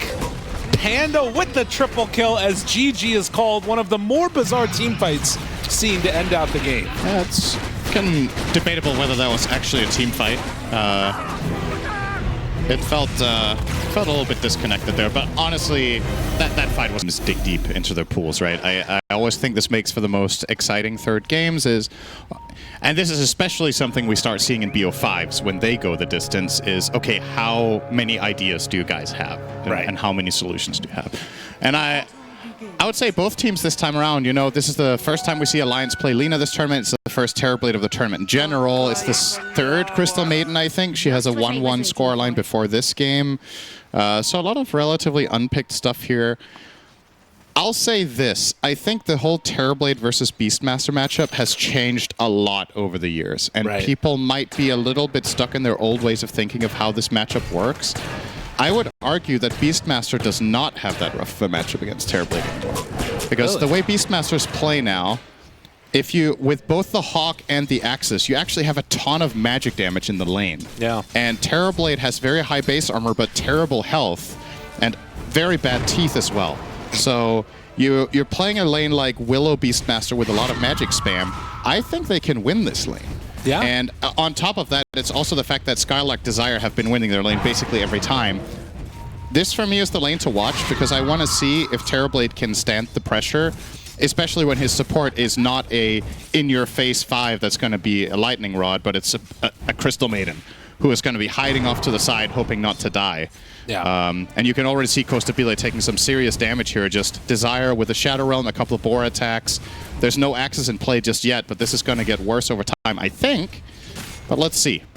You know what's interesting, too? It's sort of serendipitous. I was telling you a story about one of the last times that I saw an Alliance team playing on LAN, and it was a while back ago. It was a Star Ladder matchup, and interestingly enough, it was against a Terrorblade, and somebody on the panel who will remain nameless ended up flaming Alliance for not banning Lina when they had the Terrorblade, and here they are all these years later, and it's Terrorblade, and they answer with Lina. Yeah. It's really interesting. That must have left a mark on Loda. Yeah, exactly. From back then. It must have left a mark, yeah. It's a good Lina game. I like the pick. I think the matchup against Queen is historically very good for Lina in that mid lane, and the matchup against Terrorblade as well. So I think a lot of positive things to be said here. We'll see if Mobe wants to just go for the Ags Lens I am magic damage battery build, or if there's some sort of right-click thoughts in his mind here. He will blink out there onto PP.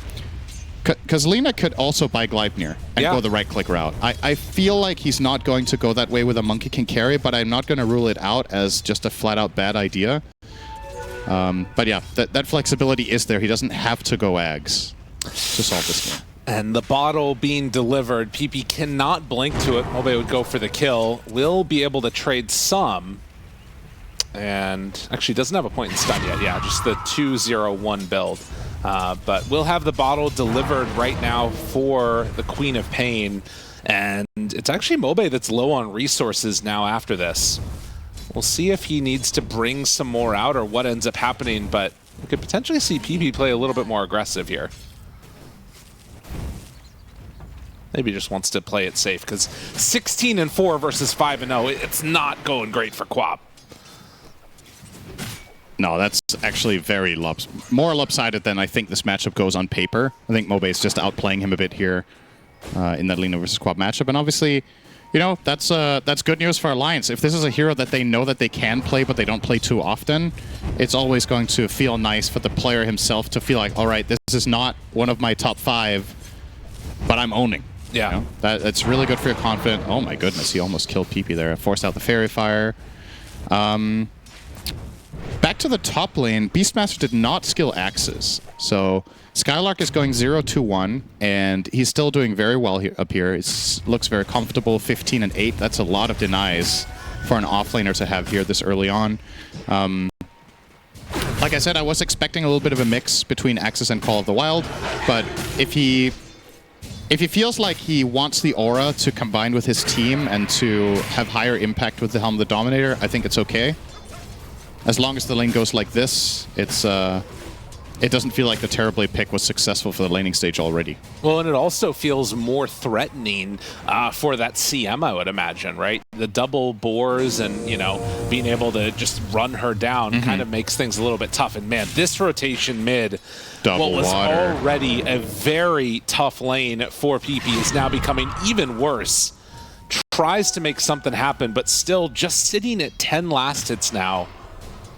I mean, he's got to walk home. There's nothing to be done here, because you can't die on somebody for first blood gold just to refill bottle. No, definitely not. And now, Rooted, Panda, taking some hits. The Boar is there too. They will frostbite that one. About the Lina, since she went for Thermal Runway as her facet, if you go for the Ags Aetherlens build, don't you always take Slow Burn? I don't know. I think I've only seen Thermal Runway, but maybe also I'm wrong when on they that. go for the Ags build. Because think so. this is the one that just supercharges you with max Fiery Soul, right? Yeah. And Fiery Soul gives attack speed and move speed. The other one gives all of your spells a dot. That's why I was looking at, is PP going to die from these Dragon Slaves? Right. But he doesn't have the slow burn. I actually think he might have killed him in lane already if he had it, but... yeah, interesting. I just haven't seen mid laner that much to really be confident in saying that. I could be wrong, too. Oh, they're triple. They are This really is big. ganking mid. Okay. They don't have a tree, though. Now they drop it. It planted, you know? Tree is found. Laguna Blade, though, out. And, ooh, turn punch. Maybe an opportunity if he wants to. Although it's still going to be dead on Lina. Mobe goes down. The rotation bears fruit. And now a Frostbite hit onto Kadaro with Knight right there. They're finding more damage out here onto Alliance. Damn, Knight is really getting a lot done here. Another connection with the Bushwhack. Won't kill Desire, but yeah, that felt like it was just going to be needed. If Infinity wants to get out of this laning stage unscathed, they have to find a couple of kills because they were losing all of the lanes on just raw CS. Misclick there on Desire, dropping a blood grenade instead of a ward. It was a sentry down.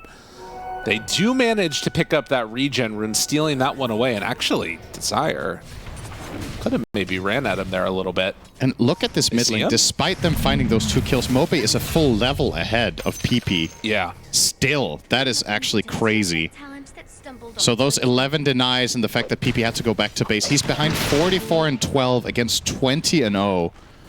So a complete beatdown in that mid lane. And that, as mentioned, that rotation was necessary because Alliance are winning the lanes more than they have this series in any of the other 2 games. Well, it does look like, actually, there's something interesting. Terrorblade sending out an illusion to deny the Wisdom Rune while Kadaro tries to take this one away from Knight, which is going to be tough to do. So there's only going to be 1 Wisdom Rune gathered here, and Knight, gets it in time. He actually missed his connection there, but still got it. So yeah, that's 1 rune for 0 here. Roar tries to take him down. No level 6 means no chance to get out for the Terrorblade. The they can run down Panda as well. No boots. Level 5 does have a Frostbite to throw out, but yeah, no chance to get away from that one. Surprised to use the Wukongs for that, but fair enough. Doesn't want to take any risks, and Nande, job well done, will return through the gate, finding those 2 kills. Very nicely played by Alliance. You want to use that Roar immediately to get an effect against Terrorblade. And I think we can safely say now that the Terrorblade versus Beastmaster counter pick was not a counter pick. No. Not for the lane, at least. In the past, Terrorblade would win this lane, if you go back far enough. I think the matchup has changed a lot.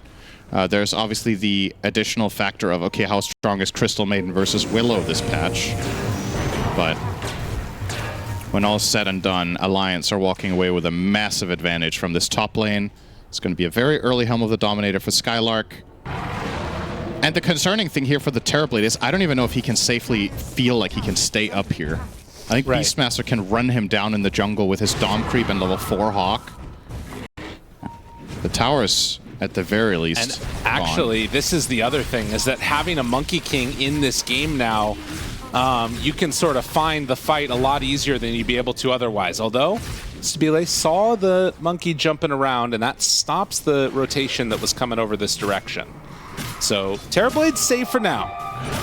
Alliance are opting to do this. If this is a multi-purpose move, Kadaro, or Nande is obviously hoping to put pressure on Terrorblade and maybe even kill him with the assistance of Beastmaster. But him moving also allows Kadaro to find experience bottom because they didn't get a Wisdom Rune. So you have to give the support some sort of space so they can find that impact. And you have the luxury of doing that when all 3 of your cores are happy. They're like, I'm having a good game, I can give up a little bit of space and try to put pressure on the enemy cores, because even if I don't get farm, as long as Terrorblade isn't farming either and neither of us is really gaining an advantage, it's better for our team that our supports reach 6. So I really like the approach to this from Alliance's perspective of making that move, even if it doesn't bear fruit. Because the Clockwork position, the Clockwork level 6 is going to pay off massively in this game, potentially. Great setup for Lina, great setup for, I mean, everyone. Yeah. It's just hookshotting here is almost a guaranteed kill if you have any of your other abilities to follow up, whether that's a Bramble Maze, whether it's a Lina stun into Laguna, a Roar, or a Monkey King combining all of his spells on the target. And if you get the CM, you can do it alone. Yeah, like, the CM no you just kill. That's a fair point. She's a bit of a unique hero in that regard, that she just falls over and dies. Even Hoodwink you can actually solo kills Clock given the right circumstances. Well, the thing to watch here as well is going to be this Queen of Pain. What does PP decide to do? He's got an Arcane Rune for a little bit of extra time right now, and they are moving this direction. Wards in the area. Yeah. But it doesn't look like they feel comfortable. He's just going to use it to farm, as a matter of fact. Wow. Beastmaster getting very, very farmed in this game. Maybe not. Hold on. With the Arcane Rune, they move in and they're going to take down Mobe. Yeah, big Lich kill. finds it. No hesitation there from PP. He just throws out all his spells and gets away. Like, Pango will take care of the killing blow here. It's not important that I get the last hit. We just need to get something on the board here and get something going. And it is a nice kill. And this is, of course, one of the weaknesses of Lina mid compared to, say, Spirit Heroes, that she is vulnerable. Another one. They roll in with Kadaro, think they can do something. No luck. That's a level 4 Clockwork. Now they move on this direction. Nande is underneath a ward. With 45 more seconds until Sonic Wave is back up. Maybe an opportunity to do something here. But you can see Nande recognizing the danger, gets out of harm's way, backs out. Yeah, if they wanted to catch him there, they needed to have 1700 move speed and flying vision. Okay. Simian Stride is quite good, I've heard. So not going to happen. And the D ward there. Desire takes it away from him. But okay, again, successful move from Infinity. Okay, Nande actually jumped into the Pango. Are they going to go for a counterplay with the Hoodwink? Didn't have his spells ready. Oh, that was miss and a half. But Costabile moving down. Now Desire here. Lich thinking about it. Makes the hit happen, but it's not going to be enough. So with Dark Willow moving in, that should be an easy bring down for the side of Infinity, and then turning that into a tower with meta used. They're bringing 5 heroes for this, so this is definitely costing in the way of efficiency. So, Alliance are free farming their Beastmaster, their Clockwork is stealing an enemy stack. That's pretty good. They will give up that tower though, so Costabile, important to get this last hit. That little bit of extra gold. Terrorblade as a carry does not play well from behind, so really important to get him up and running. Kadara will get scouted out as the little thief he is and taken out by PP. So talk to me a little bit about this Terrorblade now, because it's obviously a hero that we don't see all that often, but, you know, I'm thinking back to time when there's so much, pressure around making moves with Metamorphosis, trying to push the tempo quickly. Will he be the strongest hero in the game later, or is that like the Lina Monkey King situation? Is there a timing that he wants to hit? As I'll ask you that later, because they roared and terrorized, and now looking to kill and getting the kill on the PP. But decent Big Panda ulti down. Now trying to hit the Lina. Don't manage to connect with the Bushwhack. Is going to find the hit onto Kadaro. Clockwork goes down 2 for 1. Illich on this offlane Pango is doing work. He might die now, though. Yeah, good curse. Yes. Very well done. Yeah. He is still doing work, but he died. Okay, there. This tower's gone. All right, all in all, Alliance. Getting that mid tower is important, but not exactly expanding their lead. Oh, that's nice. That's very cute. I love that one. That's a Valve one, right? Yeah, sure. I think that's a Valve one. Sorry, so what was your question from earlier about... Basically, how scary is Terrorblade in this game if he gets to his items? I think Alliance have tools all game, personally. I think they had a tool in the lane. I think they have a tool in the mid game through Spell Burst. And in ultra late game, I think Lina, even Monkey King, doesn't mind that matchup as much as he used to, I want to say. There's also the X factor of, we've seen this, and I think this is a relevant argument actually for later. We've seen a ton of Dark Willow 4s get there. Yeah. And when you have the Ag's Mask of Madness on a 4 Willow, she can kill Terrorblade carry. So there's another problem there. I know I'm not painting the best picture for Terrorblade. I'm not particularly a fan of the hero in this patch. I don't think it's that great. So it is easy. It's easy to find arguments against this hero. Right. In general. There's a reason it's not very picked. Now, the thing that is going the way of Infinity is that Costabile is very comfortable. This is one of his best heroes. He's played it forever. He knows the limits of the hero very well.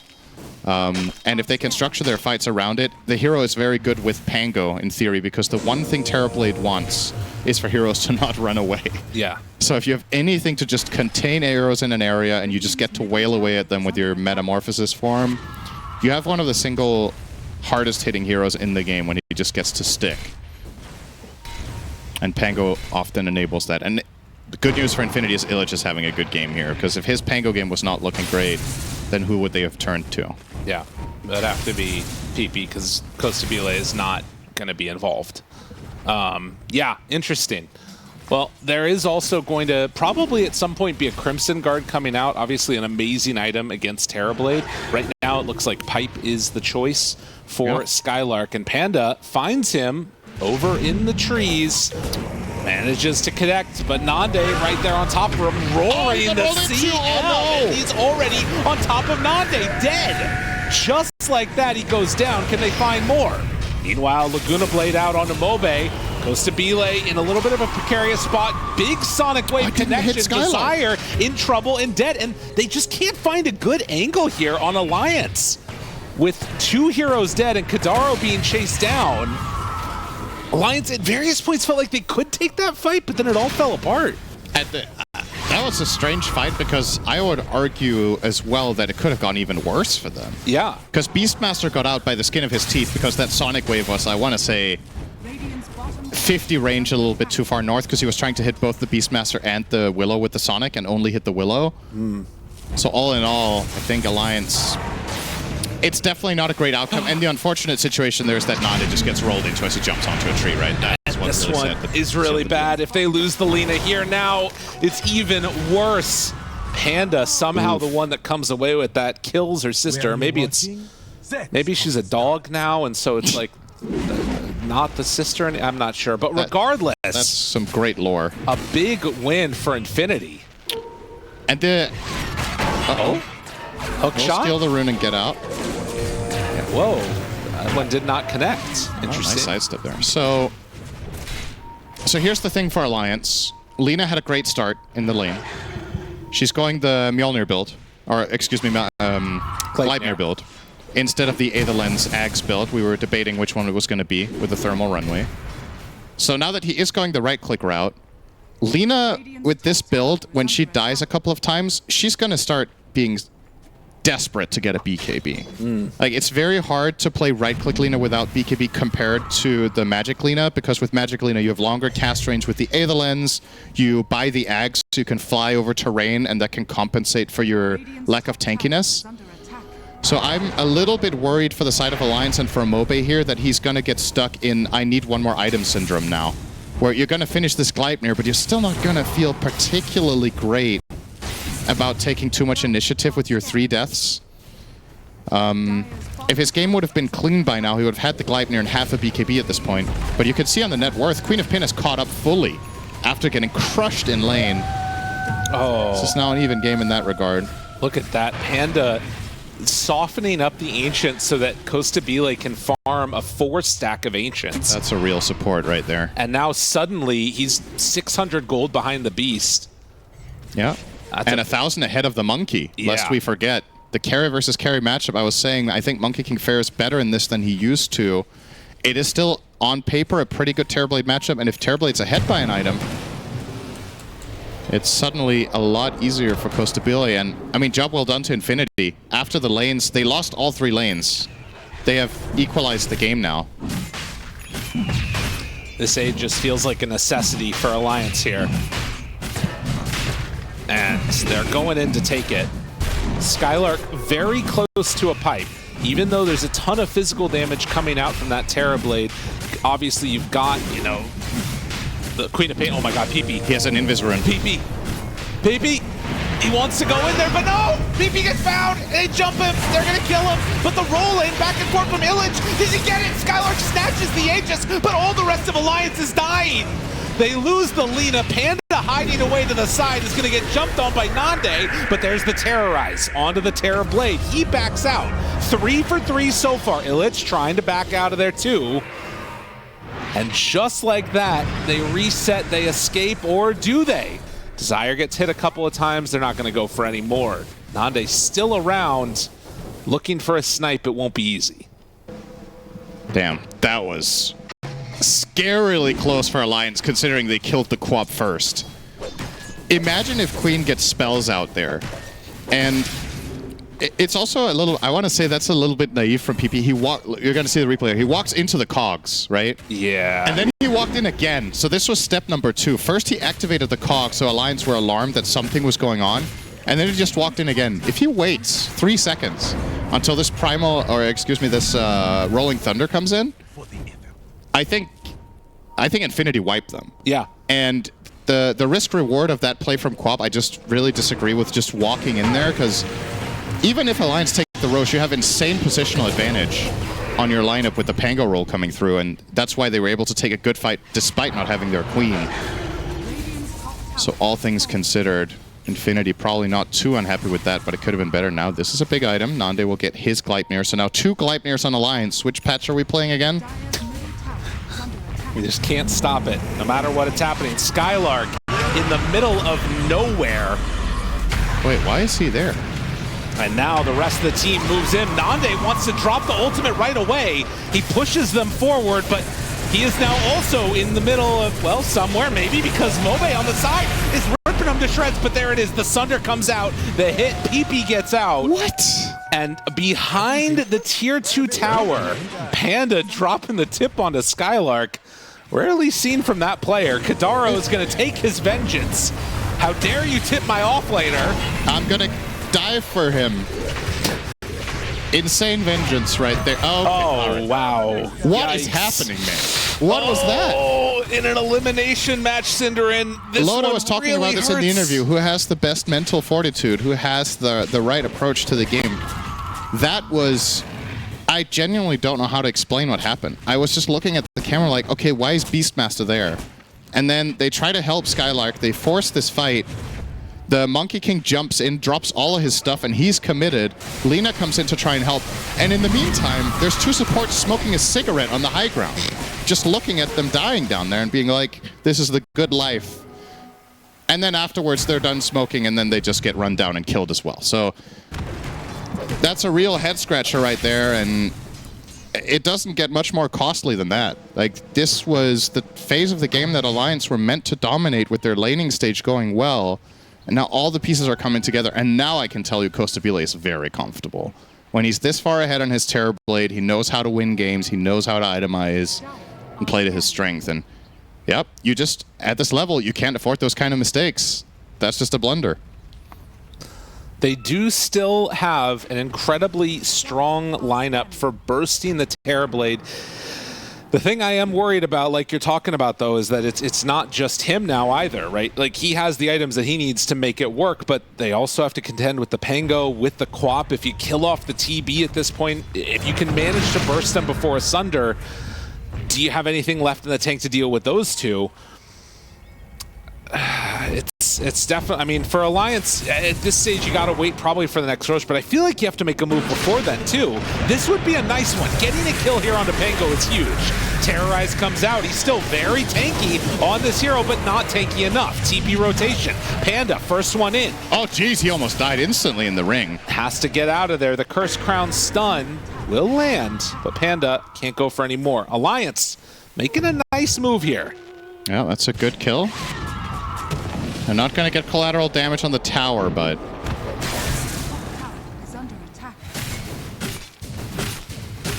it's something, you know? Yeah. And sometimes when you have a complete... Alliance know they messed up, okay? Yeah. There's like no denying that. They know that was a really big mistake. They don't feel good about it. It's really important to just reset and be like, all right, next play, you know? Like, shit happens. We made a really bad dive. It was a bad play call.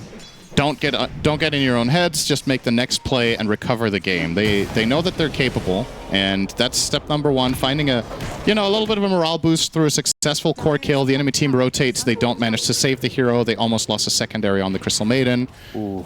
So. And this is a Scotty though that I'm staring down with this Terrorblade, and you're really wishing you had that Crimson Guard soon for Skylark.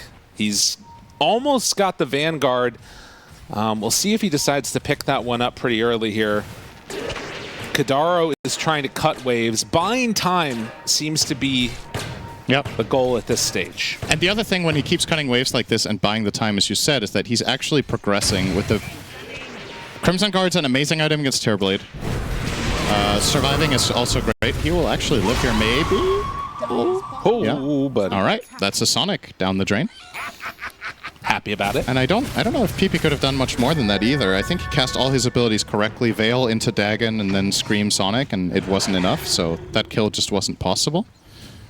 And that's clockwork, right? It's pretty tanky when you're going this build. Skylark Blink Dagger being delivered right now, and that gets him out of trouble. Oh, that was so important. That was really close. Instead, Nande. Oh! What? He is found. They find him on the tree and will try and get out of there. Will it escape, though? TP, no. Vessel. Too strong. Gets it done. Wait, so... Oh, they had that... Wait, how did they know he was... What ward did they have? They must have seen him jumping. They might have seen him jump on there and just realized he never jumped further. I didn't see the jump to begin with, so... I guess if he jumped from the south, he would have been spotted by that ward they have there on the way over. Check him, PC. Check him, PC. Supposed to be like pushing out this wave now, and it's Lina who wants to try and find a place to farm. Indicative of the problems in this game right now. They know that Kadaro is down here, both with the flare and then also the courier heading by. PP, in the meantime, heading up this direction. Now, there is a dire ward, which I think is going to see these Ancients here. Oh, it's about to expire. I don't see it. I think it barely... It's gone It did now. not see the camp, and now Mobe walks into it as it's gone. That's actually really... Okay, he's TPing out. Yeah. Not going to survive that one, Kadaro. And the tower's also going to fall. Well, it's the BKB you wanted. For the Lina. Has it completed now. And Infinity. A lot of heroes here. But with Lina in position, they can't really do much.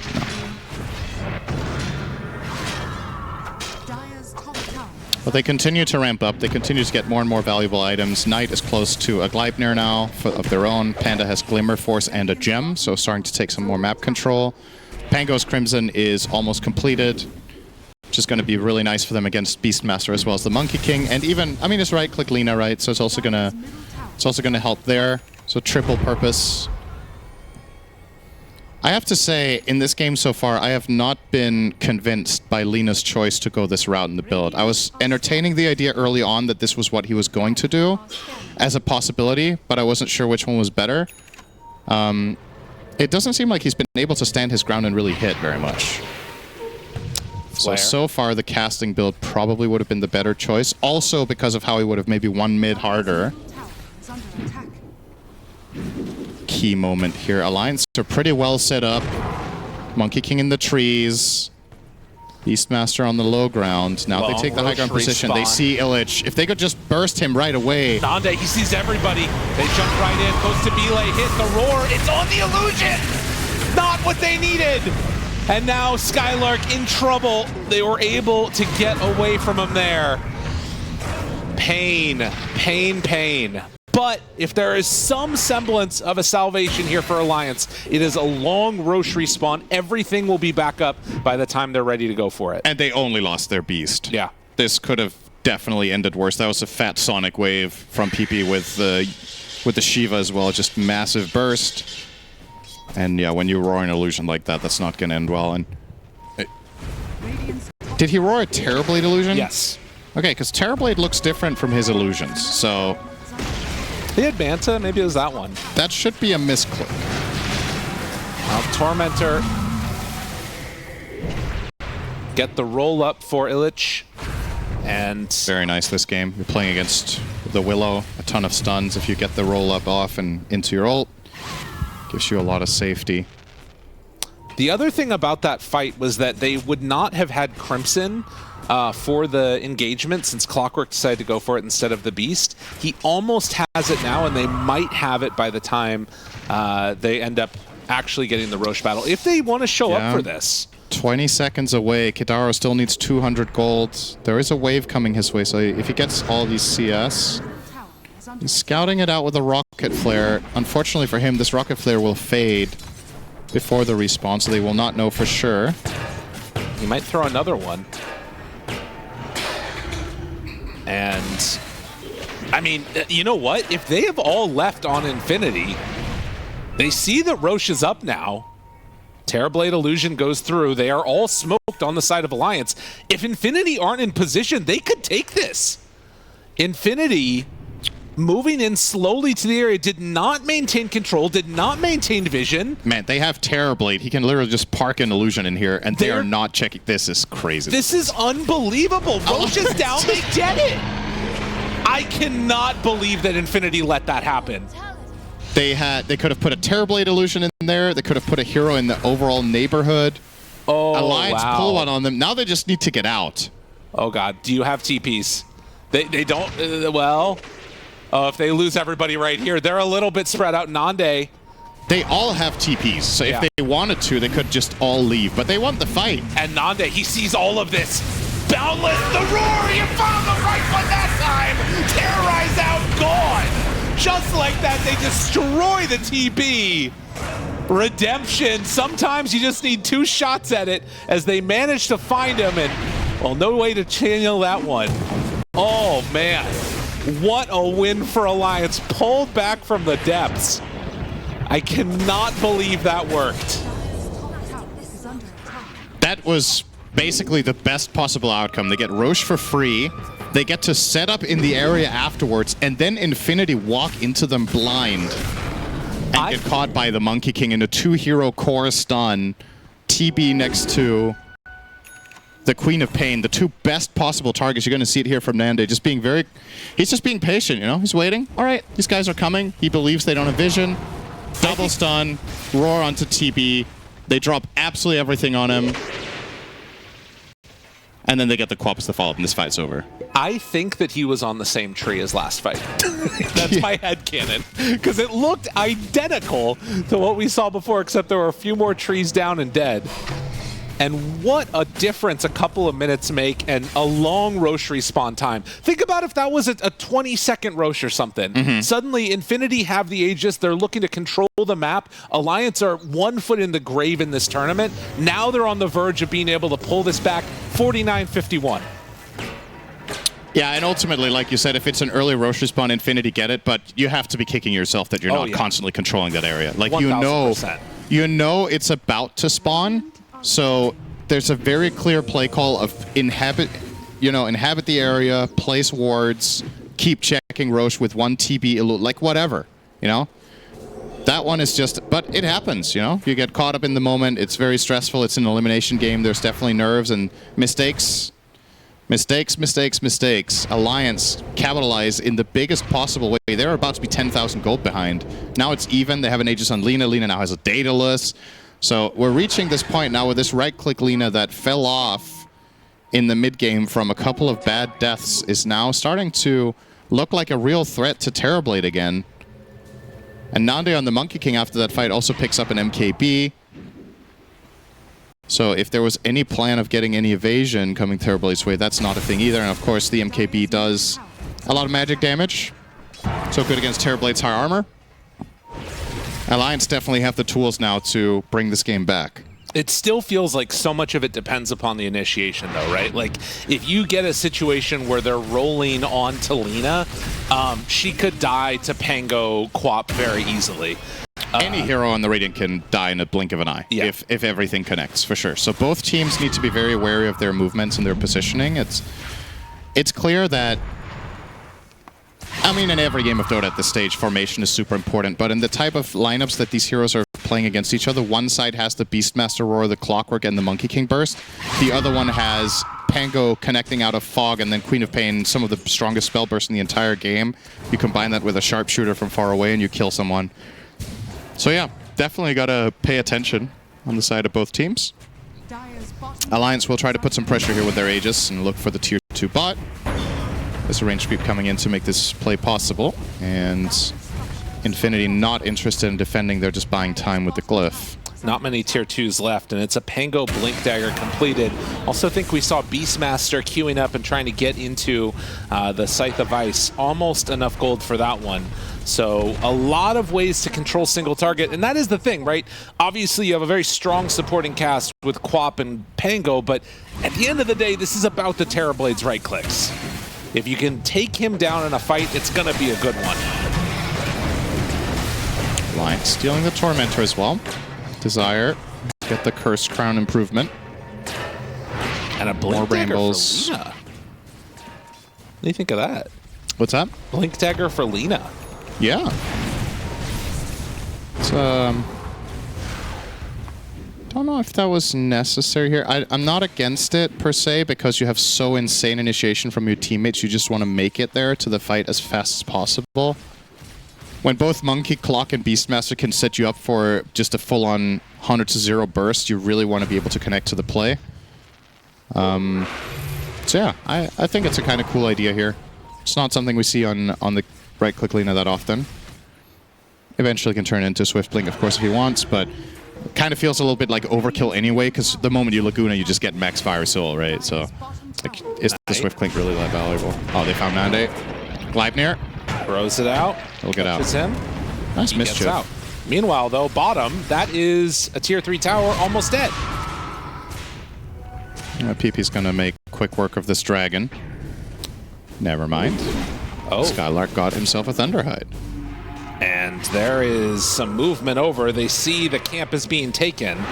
They will TP out on one. Skylark playing a very dangerous game here. As the 35-minute mark, Wisdom Rune is up. If they come on over and check, he does have Blink Dagger. They see a boar, and he's going to blink out. Yeah. And now they're killing his next Ancient Creep. So now he doesn't have one. Costabile takes it out. Costabile, by the way, working on a Silver Edge. It's not what I was expecting here. Maybe he'll get Armlet, and we can see the full meme. Yeah, let's hope he doesn't do that. Why does he want silver?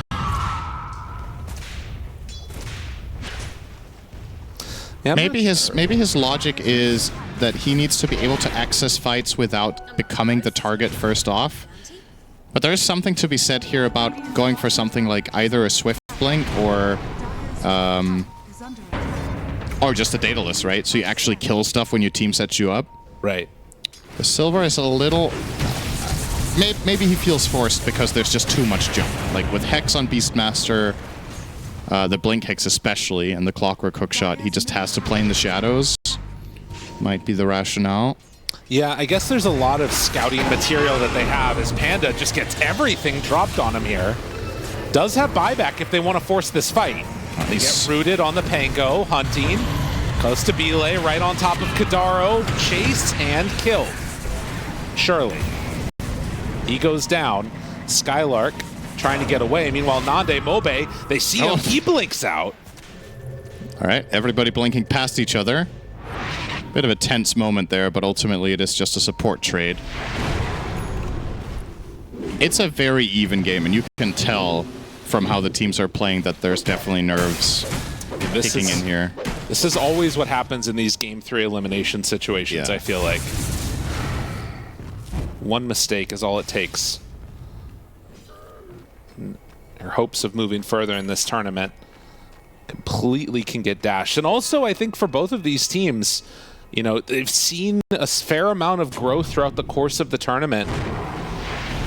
Not easy to place where their limit would be if they keep moving forward. Yeah, it's quite a story for a team like Infinity to start 0-2 and then turn it all around. And then if they were even able to go for a further round in the bracket after, Imagine mentally, after day 1, you're almost, or after day 2, you're almost out. Yeah. You're like, all right, it's not going well. You reset. You're like, all right, we're going to play our best. We have some ideas. We're going to improve. Being able to turn it around completely is one of the beauties of Swiss as well. And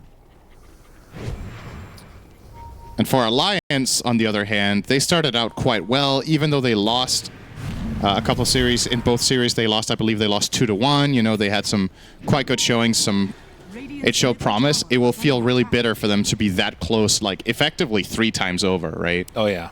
Because I think they were 2-1 in the score in Swiss, and then they lost that series 2-1, and then if they were to lose this one, 2-1 as well. So everything on the line here. Now another tense moment. Roche is about to respawn, and this time Costabile will keep sending a TB-Olu in there. Learned from his mistake last time around. Nande gets the stun, They but find he gets him caught. immediately broken. Roar out. Now PP Sonic Wave connects onto 2. Good damage out. The connection is there. The fear also. Costabile, BKB turns to fight. Already throws out 1 round of those Sunders. And Kadaro has to back away. It's a buyback from Pango, which is going to set up for this kill onto Clockwork. And that gives finally a Roche for Infinity. Gem on the ground, though. Nobody picking that one up. It's tradition in this series to leave stuff on the ground. Let's see if they remember the banner. Jesus. All right, the 3-item Roche. And Aghanim's Blessing. yeah, Quap was queuing it up. Now PP can go for something else. A huge injection of gold, which I feel like does change things a lot here. Getting this one for free on Quap is so insane. Oh, man. They almost missed the banner hidden behind the tree there, but we did find it. Yeah, this is big, and yeah, despite Alliance finding the bigger kill in the Pango versus Clockwork, just being outnumbered and being pushed out of the area, they did not feel comfortable contesting anymore. Also, having used Monkey King ult is a really big deal. That's the thing in this carry versus carry matchup too, is... Whoa. Oh, hang on. Roared. He has Ascetics Aegis. cap. Ascetics cap. That's Aegis. All right, well, that was a short-lived Aegis. That was not particularly useful. All right, well, that equalizes things a little bit. I mean, you still get the Quap Ags.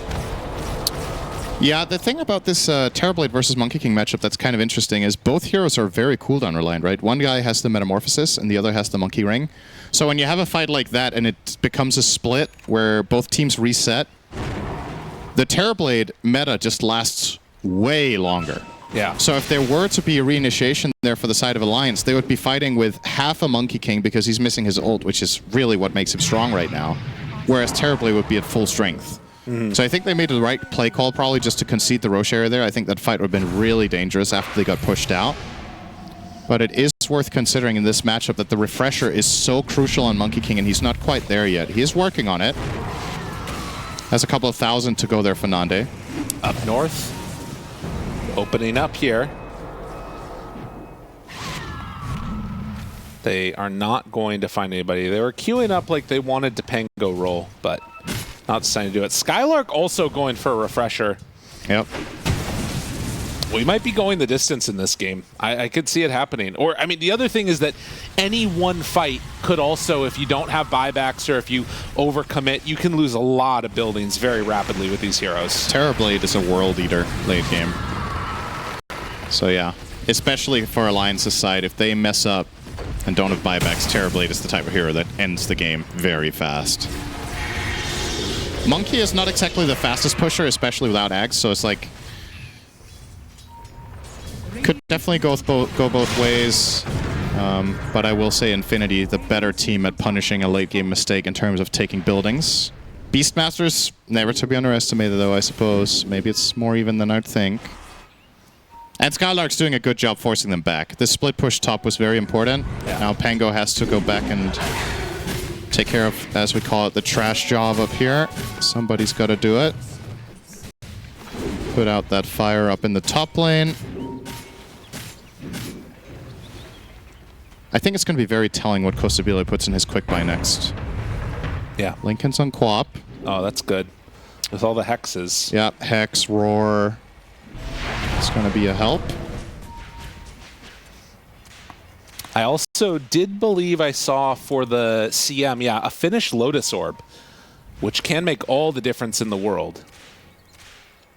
Yep. Has to be clutch with it, but you're right. Reflecting that roar, or reflecting a Hex.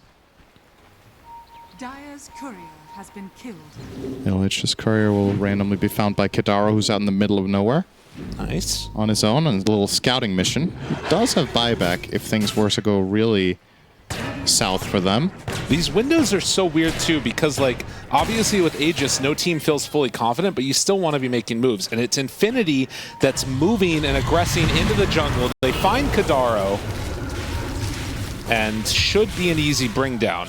This felt by design from Alliance. Farming there at this point in time is a bit of a scouting mission, and just they understand that this is a very scary moment, but they still want to get somewhat out on the map, and he buys some info with his life there. Lena hitting herself. Yeah. Nande sees Panda, sees PP, sees Costabile. He sees it all. Boundless jump. He got BKB off. Immediately Sonic Wave away, and he is fine in that BKB for the moment at least. Mobe being hit by Knight, but Knight's gonna die. The ring, it hits hard and needs to sunder up in time. They find him, yes! Kadaro just walked into him and gave it to him. That is not the way to do that. And with 2 dead, no more ring. What do you do now as Infinity? They used everything to try to kill that TB. Him being fast on his fingers for the BKB there is huge. There would have been enough residual damage to take him out if he wasn't in that resistance. And he's back to full. That's the worst part about it, is that you did 0 damage. Yes. Because he gave him a full HP Sunder on the Clockwork. Lena ends up... She's sure she has buyback, but I just don't think you can kill Costabile this time around now without Monkey ult, without Beast ult. They're going to glyph. You have to give up at least 1 lane. And they're going to keep going with Lena dead. Yeah. Roar. They have the refresher on the Beastmaster. This might catch them off guard a little bit. He had to head out to the secret shop to get it. But the problem is they can't confidently go on Costabile even with this roar. Yeah. I don't know if there's enough in the tank even with Alina buyback. You need to coordinate this really well. They got to be perfect with their timing. And there, right, is the Lotus. I mean, it's really tough at this point. You have BKB, though, on Beast. So you need to wait for the Lotus to be down. They jump in, want to get him. No! The illusion again! Oh, Skylark is going to be kicking himself. He went all in for that play with the Wukongs, and he didn't get it. Oh, that hurts. They have a second Hex Roar rotation, but now, again, no Wukong. Wukong. I think Costabile doesn't care. Oh, they Lotus him, they can Glimmer him. They need so much. This needs to be perfect. The Hex is there. They're TPing him with Clock. He'll have a good angle. Terrorize out. Hook shot. Connects. But can they pull him back in? Yes, they will. Now the Sunder, the turnaround. Sonic Wave hits. Where's the damage? They don't have enough mana. He can't actually jump in on him. Nande is right in front of Costabile trying to hit him, but it's not going to work. Has to Boundless to get out, and now they find Mobe. BKB 4 staff. Tries to get away. Laguna Blade does nothing. Well, he just really needed those Fiery Soul stacks. Oh, man. To get out of there. And again, this means you just popped everything a second time now. It falls. So guess what? Costabile is going to do the same thing again, because every time Alliance has tried, it's failed. So why change a winning strategy? LSA not going to connect. The tier 3 tower falls. They only have 1 more set of racks left. Who is the team that can stick together longer, can handle the pressure? Nande, he has a refresher now. They can go in with this one if they need to, but it looks like Infinity, they're going to play it safe. They're going to back away. Roche is a minute out. This one's not over yet. It's still possible to win this game as Alliance, but you have to be perfect. No more mistakes. Yeah, they can't make any more mistakes. And if they insist on going on Terrorblade, the execution has to be better. This begs the question, is it even the right play to begin with? If it's that difficult to execute this kill, if everything needs to perfectly align and there's always going to be counterplays from Pango, Glimmer, 4 staff, whatever, would you be better off trying to find a different angle than opening on the carry? Could you maybe start on the supports? Can you find a way to flank? You have Monkey King, you have Beastmaster with Dagger. Angles should be favoring you when you have these heroes and the Rocket Flare to work with. But it's like they keep running their head against this front wall that they're just quite don't have enough to take out. And now it's Now it's sudden death for Alliance. One failed fight, game's over. If you don't contest Roche, likely game is over as well.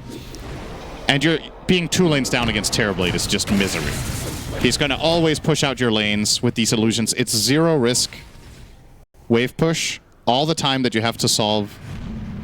Infinity are doing a very strange thing. They went through the gate and are waiting down here bottom for somebody to come and clear out the waves. Now they know that Infinity is down on the south side of the map. Roche 50 seconds away from respawning. But yeah, it really feels like they're going to have to come and contest Roche when it is eventually up. Both of these teams 2-2 out of this Swiss stage. Have had their ups and downs, and now Infinity on the verge of moving on as Alliance grasping at straws, trying to stay in this one here. They have an Aeon Disc also now for Illich, and I believe that's another Lincoln's for TB. Scanning. Oh, Yep. man, that's keeping it scouted with the gem. And the Rocket Flare from Alliance, they know how important this is. But for Alliance, Nande is... I mean, okay, he's Monkey King. He's probably in range, right? Yeah. Surely he will connect in time after pushing out bot a little bit. But again, this is the problem. You're 2 lanes down and Roche is on the opposite side. Yeah. So how the hell do you balance these waves being pushed in by Terrorblade and still go and contest this Roche in time? Well, it looks like Alliance are going to do their best to try. This is a very short window that they have. Roche is starting to go down. They need to make this work. It's down to half HP. Nande is going to be the first They one will in. make They it. back out. They Oh, will make it in wow. time. They hold it. Pango really wants to get jumped here with his disc. Creep waves, they're coming into the base though. So they have to make this fight happen quickly. Yeah, because this is the exact problem. You just keep your ground, right? Oh, and Nande, he's going to go back and TP the other side because Roche is about to switch. They see Ghost to Belay. They're on to immediately. BKB out. Wukong, where do they have it? It's not out yet. Clockwork is already dead. Second round. Boundless through. Keep in mind, the tier 4 towers are starting to fall. They get the stun now onto Terrorblade. Skylark tries to kill him off. The Hex, the follow-up, the damage. He's covered. Where's the detection? Oh my The Thunder God. turnaround. Infinity are gonna move on as Alliance did not have the detection. The Hero Glimmer, or was it a Silver Edge? Doesn't matter. Invis is Invis. And their gem was dropped on the ground, I think, from the kill on the Beastmaster, so they couldn't see him. Oh, Costabile survives on 10% health for... with the triple gem. He survived for like a good 5-6 seconds in Invis on 10%. He gets the Sunder on the Monkey King. That's effectively a 2,000 damage nuke. And the fight just ends immediately. And yeah, as you said, Alliance, 2 heroes left alive. Wow. Man, there's just been a couple of moments in this game where things have just not gone right for them in team fights. Just been outplayed, outmaneuvered. And the decision-making of Infinity proves to be superior here as they're going to try to finish the game right here, right now. 30 seconds left. They're gonna walk on in, take the buildings, hitting tier 4s. Lina Rapier. I mean, all right, maybe I called it too soon. Moe buys out to get the Rapier. It is being delivered. Where there's a will, there's a way. Never give up, never surrender. Mobe has it coming on him. It's in the courier. They see it. Can they somehow make this work? PP, the aggressive move, hook shot in, tries to kill him off. A couple more punches. It's not quite there. He's dying. Mobe gets pulled in and killed off. And now with the Ancient exposed, all they have to do is hit the buildings. Alliance cannot believe it as they jump in with Nande. They try and do what they can. Divine Rapier in hand. Building falling. The Ancient is gone. GG is called Infinity.